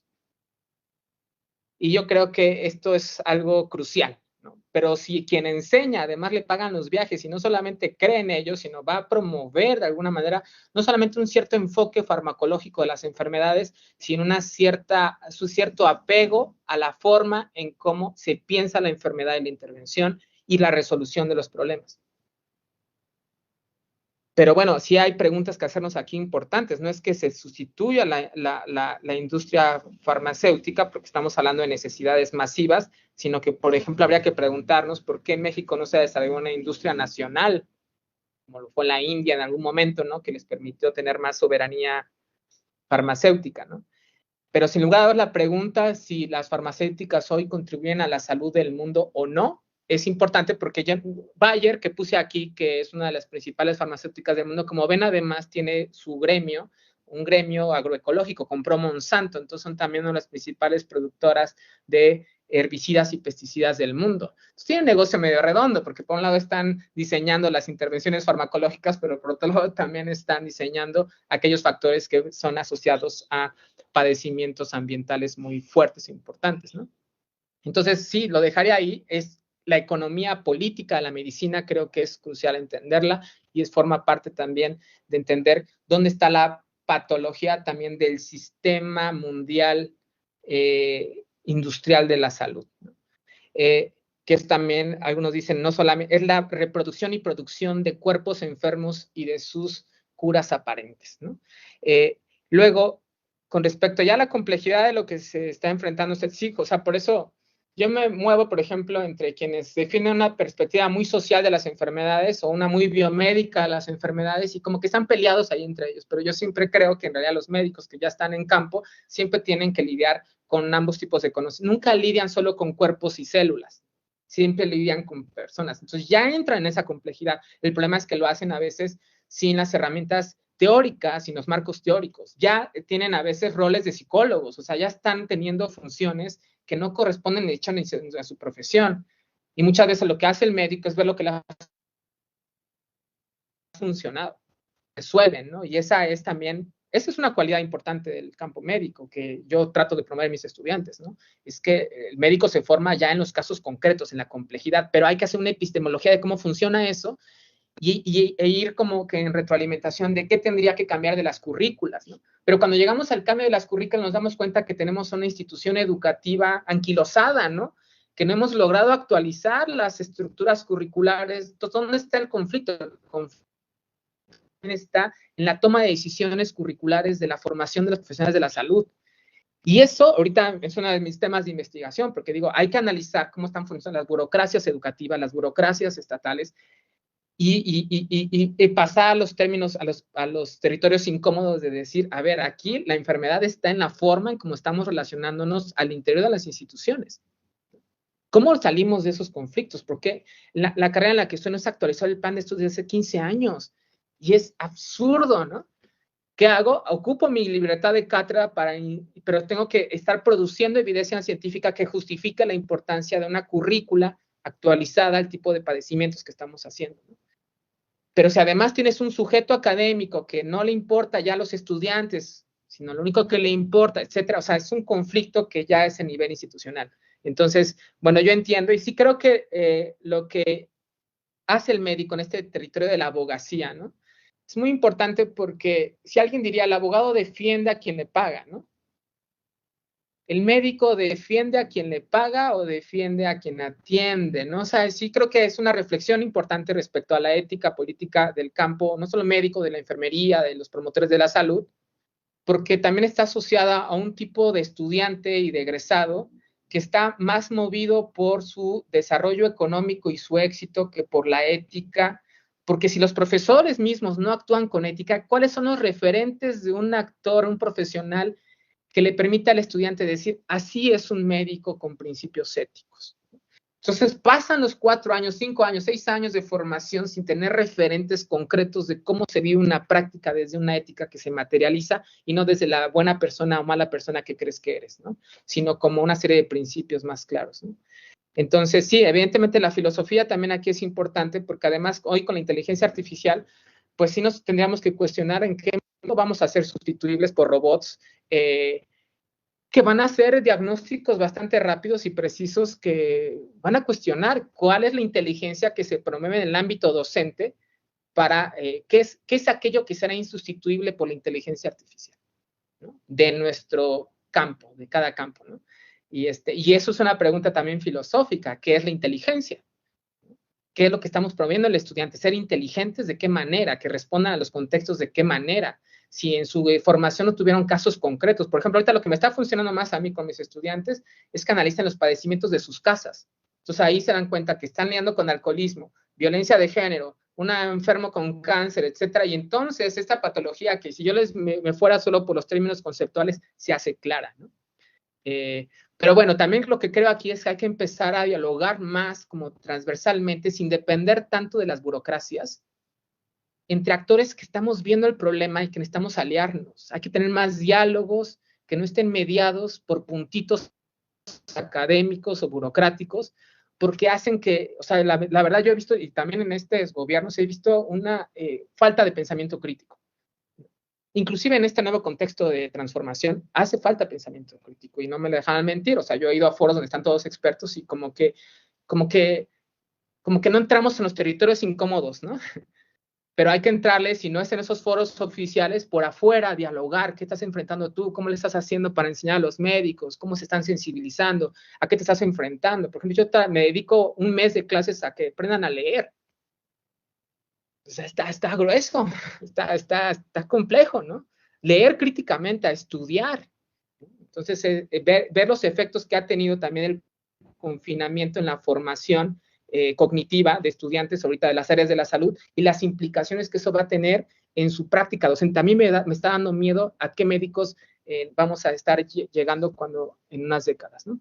Pero bueno, ahí le dejaría, no sé qué más quisieran preguntar. Muchas gracias, doctor. Hay unos comentarios más. María Elena comenta, excelente ponencia, me gustaría conocer su trabajo con promotores de la salud. Silvia Mota, interesante y fluida la charla, gracias, felicidades, doctor. Tibani Reyes nos pregunta, ¿cuál es el papel de la medicina tradicional en el tratamiento integrado del cáncer? Bueno, aquí también eso es lo que estamos viviendo ahora, ¿no? O sea, yo llevo muchos años dedicándome al cáncer y no se imagina la cantidad de personas que se han acercado para mí para decirme, oye, es cierto que la quimioterapia mata y que debería de tomarme este té o debería de... Es una diversidad de... ¿Por qué? Porque las personas están experimentando la insuficiencia del campo buscando opciones, ¿no? Y lo que yo digo, por ejemplo, cuando me hablan de medicinas tradicionales, digo, ¿en qué sentido es tradicional? O sea, como que no porque sea tradicional hay que negarla, pero tampoco hay que aceptarla, ¿no? Entonces, aquí es donde, por ejemplo, ayuda mucho la antropología, porque la antropología, lejos de tener una postura pasiva, sí observa cómo ha nacido esta medicina. Por ejemplo, el cardo mariano, ¿no? El cardo mariano es una planta, yo fui con la hierbera de mi mercado y me recomendó, porque tenía un tema de hígado, y me recomendó, toma cardo mariano. Y luego me voy, como voy a mi médico, a ver cuál es la evidencia científica del cardo mariano para el daño hepático. Y resulta que hay muchísima evidencia, que de hecho es una de las plantas en las más que hay más evidencia para el daño hepático, ¿no? El cardo mariano. Entonces, es un conocimiento tradicional que tiene, y que después de siglos hay evidencia empírica que dice, mis respetos a quien el conocimiento, a la forma histórica que hizo y que reconoció que el cardo mariano esto, porque efectivamente tiene estas virtudes. Lo que ocurre aquí es que cuando las ciencias farmacológicas y biomédicas no profundizan en estas medicinas, en términos sociales lo que se hace es que se idealiza la medicina. Es decir, me va a curar.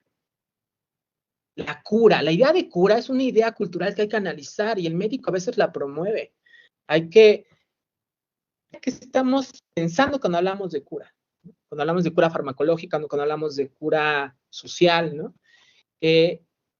Pero creo que una de las formas para incluir a los, digamos que a los saberes tradicionales, es investigarlos. Es a veces hasta probarlos. O sea, probar, por ejemplo, aquello que no te pone en riesgo. Probar, por ejemplo, a mis estudiantes, en términos, les estoy poniendo a hacer meditación. Y hay ya evidencia empírica de lo que hace la meditación en procesos cognitivos, por ejemplo. Pero si no tuviera la evidencia empírica, porque no hay suficientes estudios, la pruebo en mi cuerpo y voy experimentando, porque ahorita sí nos movemos en territorios donde si nos esperamos que haya la evidencia biomédica, pues nos vamos a tardar todavía muchas décadas, porque de verdad apenas estamos comprendiendo cómo funciona nuestro cuerpo, en modo de ver. Por más que pareciera que ya tenemos una gran comprensión de esto, hoy resulta que no solamente tenemos microbioma, tenemos ficoma, ¿no? Como le llaman, todas las estructuras de hongos que tenemos en nuestro cuerpo, no solo bacterias, ¿no? Y eso así me tiene volado la cabeza, porque imagínense lo que va a cambiar de la medicina cuando incluyamos no solamente a bacterias, sino a hongos, que es otro reino, ¿no? En la forma en cómo estamos estudiando la biología celular de los cuerpos, ¿no? Entonces, esto se pone, pues, más complejo. Entonces, si nos esperamos a aclararnos eso para producir una intervención, nos podemos tardar un siglo. Entonces, toca ir avanzando con prudencia, pero de manera muy incluyente, recuperando saberes que llevan miles de años probándose por ensayo y error, y hay que reconocer que algunos de ellos tienen un aporte inigualable a contextos como el que vivimos, donde no hay acceso a veces a medicamentos pues muy caros, ¿no? Muchísimas gracias por su respuesta, doctor. Landy Guadalupe nos comenta, muy interesante cómo puede atenderse a la salud desde la patología biocultural. El doctor Oscar le hizo una pregunta. Gracias por estas charlas que hacen lo que comentan los diálogos horizontales. Excelente ponencia. Mayra Ayala nos hace una pregunta. Como médico de primer contacto, ¿qué me podría sugerir para aplicar en este momento con la población a la que atiendo, sabiendo de antemano que va a regresar a su entorno normal y con las carencias actuales del sector salud? De antemano, gracias.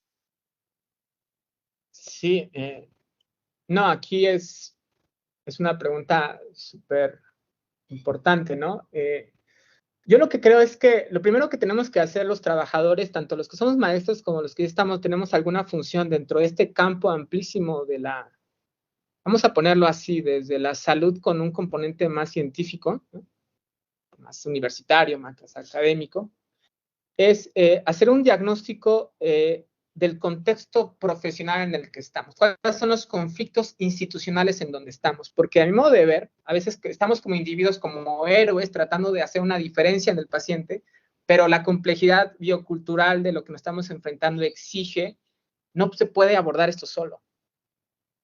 Y eso va a ser un mecanismo de frustración que a veces lleva a algunos trabajadores de salud a procesos a veces depresivos. O sea, hay que ver las estadísticas de cómo está el tema de los problemas psiquiátricos en el campo de los trabajadores de la salud. Está grave, ¿no?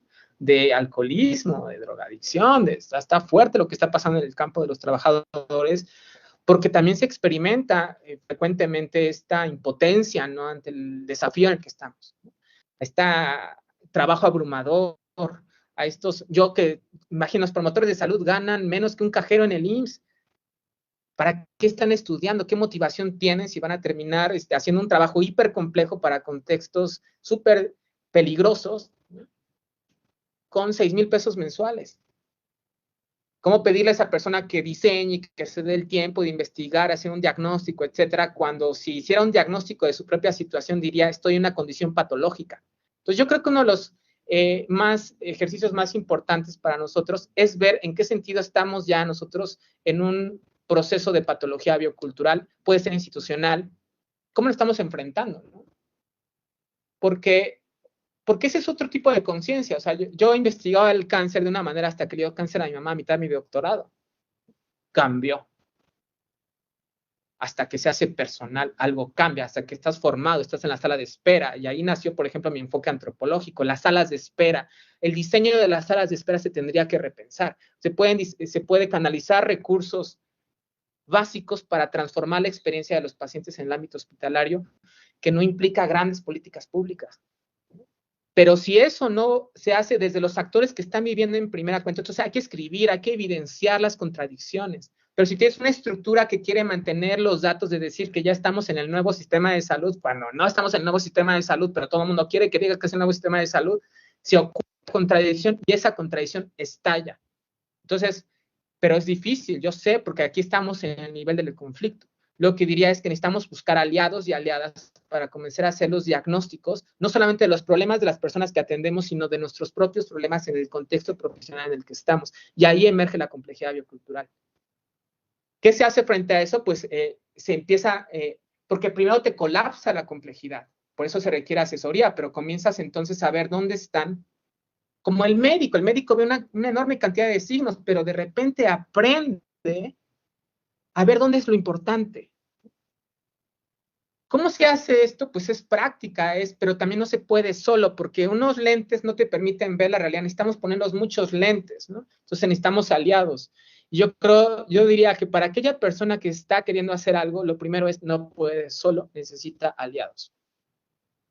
Y eso es difícil en el ámbito institucional, ¿no? A veces ya no saben quién confiar. La desconfianza entre colegas en el ámbito es una patología fuerte. La competencia, la desigualdad salarial, son contradicciones que como no se atienden, generan contradicciones en otros niveles enormes, ¿no? Y bueno, yo quién soy para decírselos, ustedes lo están viviendo. Todos los que estamos en una institución pública lo sabemos bien, pero no sabemos cómo entenderlo, ¿no? Y esperamos que llegue un nuevo jerarca que nos diga cómo lo va a resolver, ¿no? Eso no va a ocurrir. Entonces, pues no, la pregunta no tengo una respuesta, digo, lo que estoy haciendo yo es eso, en las grietas de la estructura, hacer intervenciones, fundamental, hay que generar mucha producción científica, desde las ciencias biomédicas, desde las ciencias antropológicas, sociales, necesitamos hacer publicaciones más interdisciplinarias, necesitamos incentivar esta investigación, y bueno, ahí le diría, pues, diría más cosas para no irme solo por ahí. Muchísimas gracias, doctor Octavio. El doctor David nos comenta, excelente plática, felicitaciones. Que se aborden temas de esta índole, que generalmente están abandonados. Felicitaciones al doctor Valdés, un experto en el tema.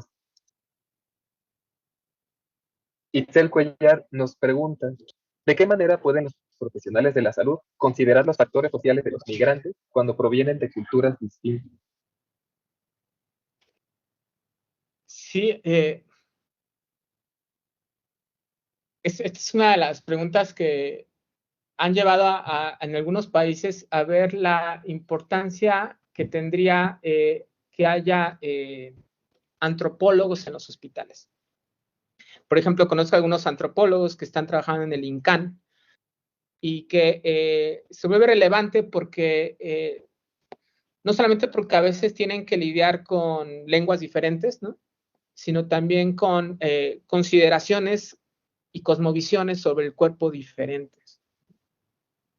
Pero ha habido una reticencia ya histórica en casi todos los países a la inclusión de actores no médicos o no cercanos a las ciencias médicas en la estructura propia del ámbito hospitalario, ¿no? Y esto tiene que ver también con esta disputa entre quién valida a quién.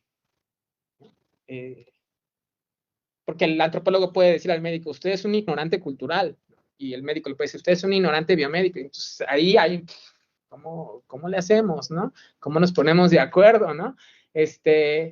Y sin embargo, en última instancia, el problema no está desbordando, porque llega esta persona que te está diciendo, yo no quiero que me hagan, como ocurre con varias religiones, ¿no? Yo no acepto una transfusión sanguínea.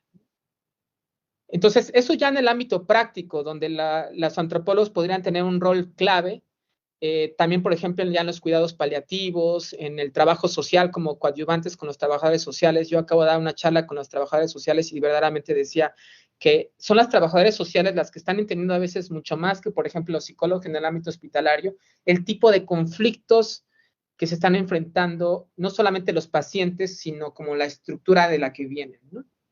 Pero están desbordadas de trabajo. O sea, hay como una falta de comunicación y de flujo de la información que viene de un diagnóstico, de una charla que puedes tener solo con el enfermo, sino con el cuidador y con sus contradicciones.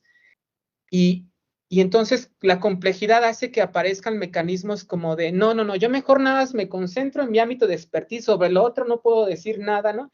Y entonces todo el mundo hace como este repliegue disciplinar, aunque en el fondo en la charla de café todos tengamos un discurso interdisciplinar, ya en la práctica tenemos un repliegue disciplinar porque nos desborda la complejidad, ¿no? Entonces, para el caso de los migrantes, yo creo que eso sí implicaría una política pública de incorporar a antropólogos que permitan brindar herramientas muy específicas para lidiar con poblaciones migrantes, y eso se ha trabajado mucho en países que han recibido un flujo de migrantes y que han diseñado políticas públicas pues, de hace décadas. Es en el caso de Estados Unidos, pero también de Europa, ¿no? Entonces, lo primero que habría que hacer es investigar en ese nivel más sistémico, y eso sí le corresponde a las autoridades, si estamos viendo un fenómeno de migrantes que están llegando a los hospitales, ¿no? Y que ni siquiera tenemos claridad de cómo hacer una historia biocultural de la enfermedad de esa persona, ¿no? Pues tendríamos que tener a profesionales que nos ayuden en eso, ¿no? Pero bueno, ya habría cosas más específicas de casos bien interesantes en donde ese tipo de conflictos como que permiten ver ejemplos donde cuando se organizan cuerpos disciplinares diferentes en el ámbito hospitalario, se pueden diseñar cosas pues muy nuevas, ¿no? Novedosas, que dan frescura y que no viene de la gente que crees muy inteligente y que está arriba de las instituciones, viene de la gente que está abajo. La complejidad biocultural no se va a resolver de arriba hacia abajo, se va a resolver de abajo hacia arriba. Cuando las enfermedades, los trabajadores empiecen a decir lo que está pasando ahí.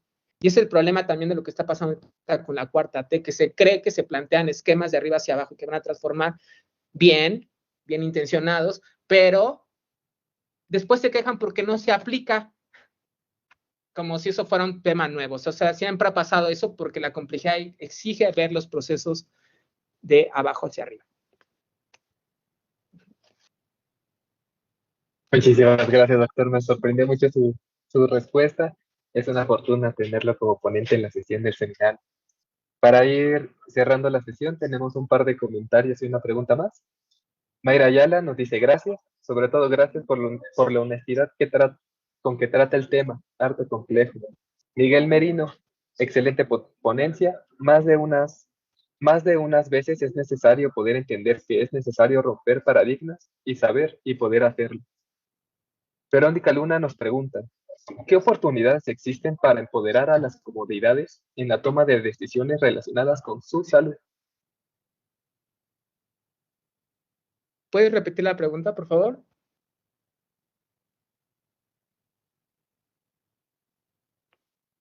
No, no te estoy escuchando. Ay, disculpe. Verónica nos pregunta, ¿qué oportunidades existen para empoderar a las comunidades en la toma de decisiones relacionadas con su salud? Sí, muchas. O sea, paradójicamente, aunque se cree que la adversidad que tiene un enfermo y su familia es, de hecho, un riesgo, está viviendo en el riesgo, lo que nunca hay que perder de vista, y eso ya se ha trabajado desde el nacimiento de la medicina misma, la medicina moderna, ¿no? Es que la enfermedad es una oportunidad de conciencia. Y es lo que yo decía, o sea, yo pude haber estudiado el cáncer hasta que se volvió algo acá, personal. Entonces, la enfermedad es una oportunidad de conciencia. Y ese es el umbral donde el médico, la trabajadora, la enfermera, tiene una gran oportunidad también. pero hay que hacerlo más capacitadamente, de sensibilizar a superar la postura pasiva de los pacientes. Un paciente es un antónimo de agente y a veces se requiere esta paciencia en el ámbito médico porque el enfermo no es experto de su cuerpo, pero también es cierto que el médico no es experto del paciente, ¿no? Es el paciente el que es experto de su situación y entonces ahí nace en la enfermedad una posibilidad de que el enfermo y la familia observen contradicciones que de otra manera no verían, pero tiene que estar mediado. Aquí es crucial la psicopatología, porque la psicopatología lo que va a investigar es cuáles son los obstáculos que impiden que un sujeto pueda verse a sí mismo. Es la oscuridad del sujeto, ¿no? Entonces tú le puedes decir al sujeto, mira, deja de fumar que te está haciendo daño. Él va a decir, pues, porque aparece el mecanismo de defensa, ¿no? Y porque no te va a escuchar. Pero si le preguntas si ese mecanismo de defensa con una psicopatología se puede ver mediante diferentes tests o herramientas que está asociado, por ejemplo, a la idea de que tú tienes que ser fuerte porque durante toda tu vida te dijeron que eras débil porque tienes miedo de ser débil, etcétera. Quizá la ruta no sea que le digas como nutriólogo, mira, tienes que comer esto, sino que le preguntes y platícame, ¿quién decide qué se come en tu vida diaria? Y se pone una coca ahí. ¿Y cómo te tratan si tú comes diferente? O sea, se hace de manera indirecta porque la enfermedad es una oportunidad inigualable para que el sujeto pueda comprenderse en sus aprendizajes pendientes. Pero si el médico no ha hecho eso, la enfermera no ha hecho en su propia vida, no va a saber cómo hacerlo. Por eso la primera psicopatología que hay que hacer es la del cuerpo médico y profesional consigo mismo. Y eso es complicado. Los profesores, yo lo veo mucho en la docencia, ¿no? Pues están muy neuróticos y le tienen envidia a la juventud, les odian a la juventud. No la entienden, no la quieren entender, no les quieren preguntar. ¿Por qué emergió ese carácter? Pero yo también, si me pongo a discutir con ese, no, tengo que mirar compasivamente a ese profesor, esa profesora, ¿no? ¿Cuáles son sus mecanismos que le impiden? Por eso, en términos de promoción, en términos de resolución de conflictos institucionales, es crucial entender cuáles son los mecanismos que se activan en cada sujeto para defenderse del mundo violento en el que estamos. Y eso no es nada sencillo, se requiere, porque tú puedes dar un taller de cómo llevarnos mejor, pero si yo les digo a mis estudiantes de promoción, mira, vamos a un taller, ¿cómo sentirnos mejor ganando 6,000 pesos mensuales? No va a funcionar el taller, porque no se ha atendido una causa estructural que es los bajos salarios. Es una determinante. Ahorita yo estoy haciendo una crítica al más bienestar, que está muy bien, pero que no tiene un correlato en su profesiograma. Porque están poniendo, por ejemplo, para la promoción de la salud, tareas titánicas, imposibles. Imagínense hacer trabajo de campo en territorios gobernados por el narco, ¿no? Entonces, exige competencias súper complejas, pero exige salarios buenos. Entonces, la enfermedad es una oportunidad, la adversidad es una oportunidad de conciencia, pero también de movilización para atender causas estructurales que nos permitan entrar en nuevos estados de conciencia. No le puedes pedir a una persona que entre en ciertos estados de conciencia si está en un nivel de sobrevivencia y de adversidad muy fuerte, ¿no? Y eso la psicología lo ha trabajado mucho. Entonces, pues yo diría, no hay una fórmula, pero sí creo que es una gran oportunidad la que tiene el campo médico con personas que están abriendo algo de su sensibilidad. La enfermedad abre algo. Es lo que diría. La enfermedad es una oportunidad de conciencia, doctor. Qué frase tan poderosa es la que nos comparte en la sesión del día de hoy. Para finalizar, muchas gracias, doctor. Valoramos mucho su valioso tiempo y todos los conocimientos que nos ha transmitido. Créame que esto va a impactar no solo de manera personal, sino a todos los presentes en esta sesión. Se me quedó muy grabada la frase que dijo al final de la enfermedad: es una oportunidad de conciencia. Le agradezco y valoramos mucho, mucho su tiempo, doctor Octavio. Para finalizar, invitamos al personal presente a realizar su evaluación para obtener su constancia, a registrarse en el Sistema Educativo de Salud para el Bienestar, el CIESABI, para consultar la oferta educativa disponible y seguirnos en todas nuestras redes sociales. Damos por finalizada la sesión del día de hoy. CIESAVI les agradece su interés en la educación continua y permanente. Hasta luego. Hasta luego. Muchas gracias a todos por su atención. Gracias.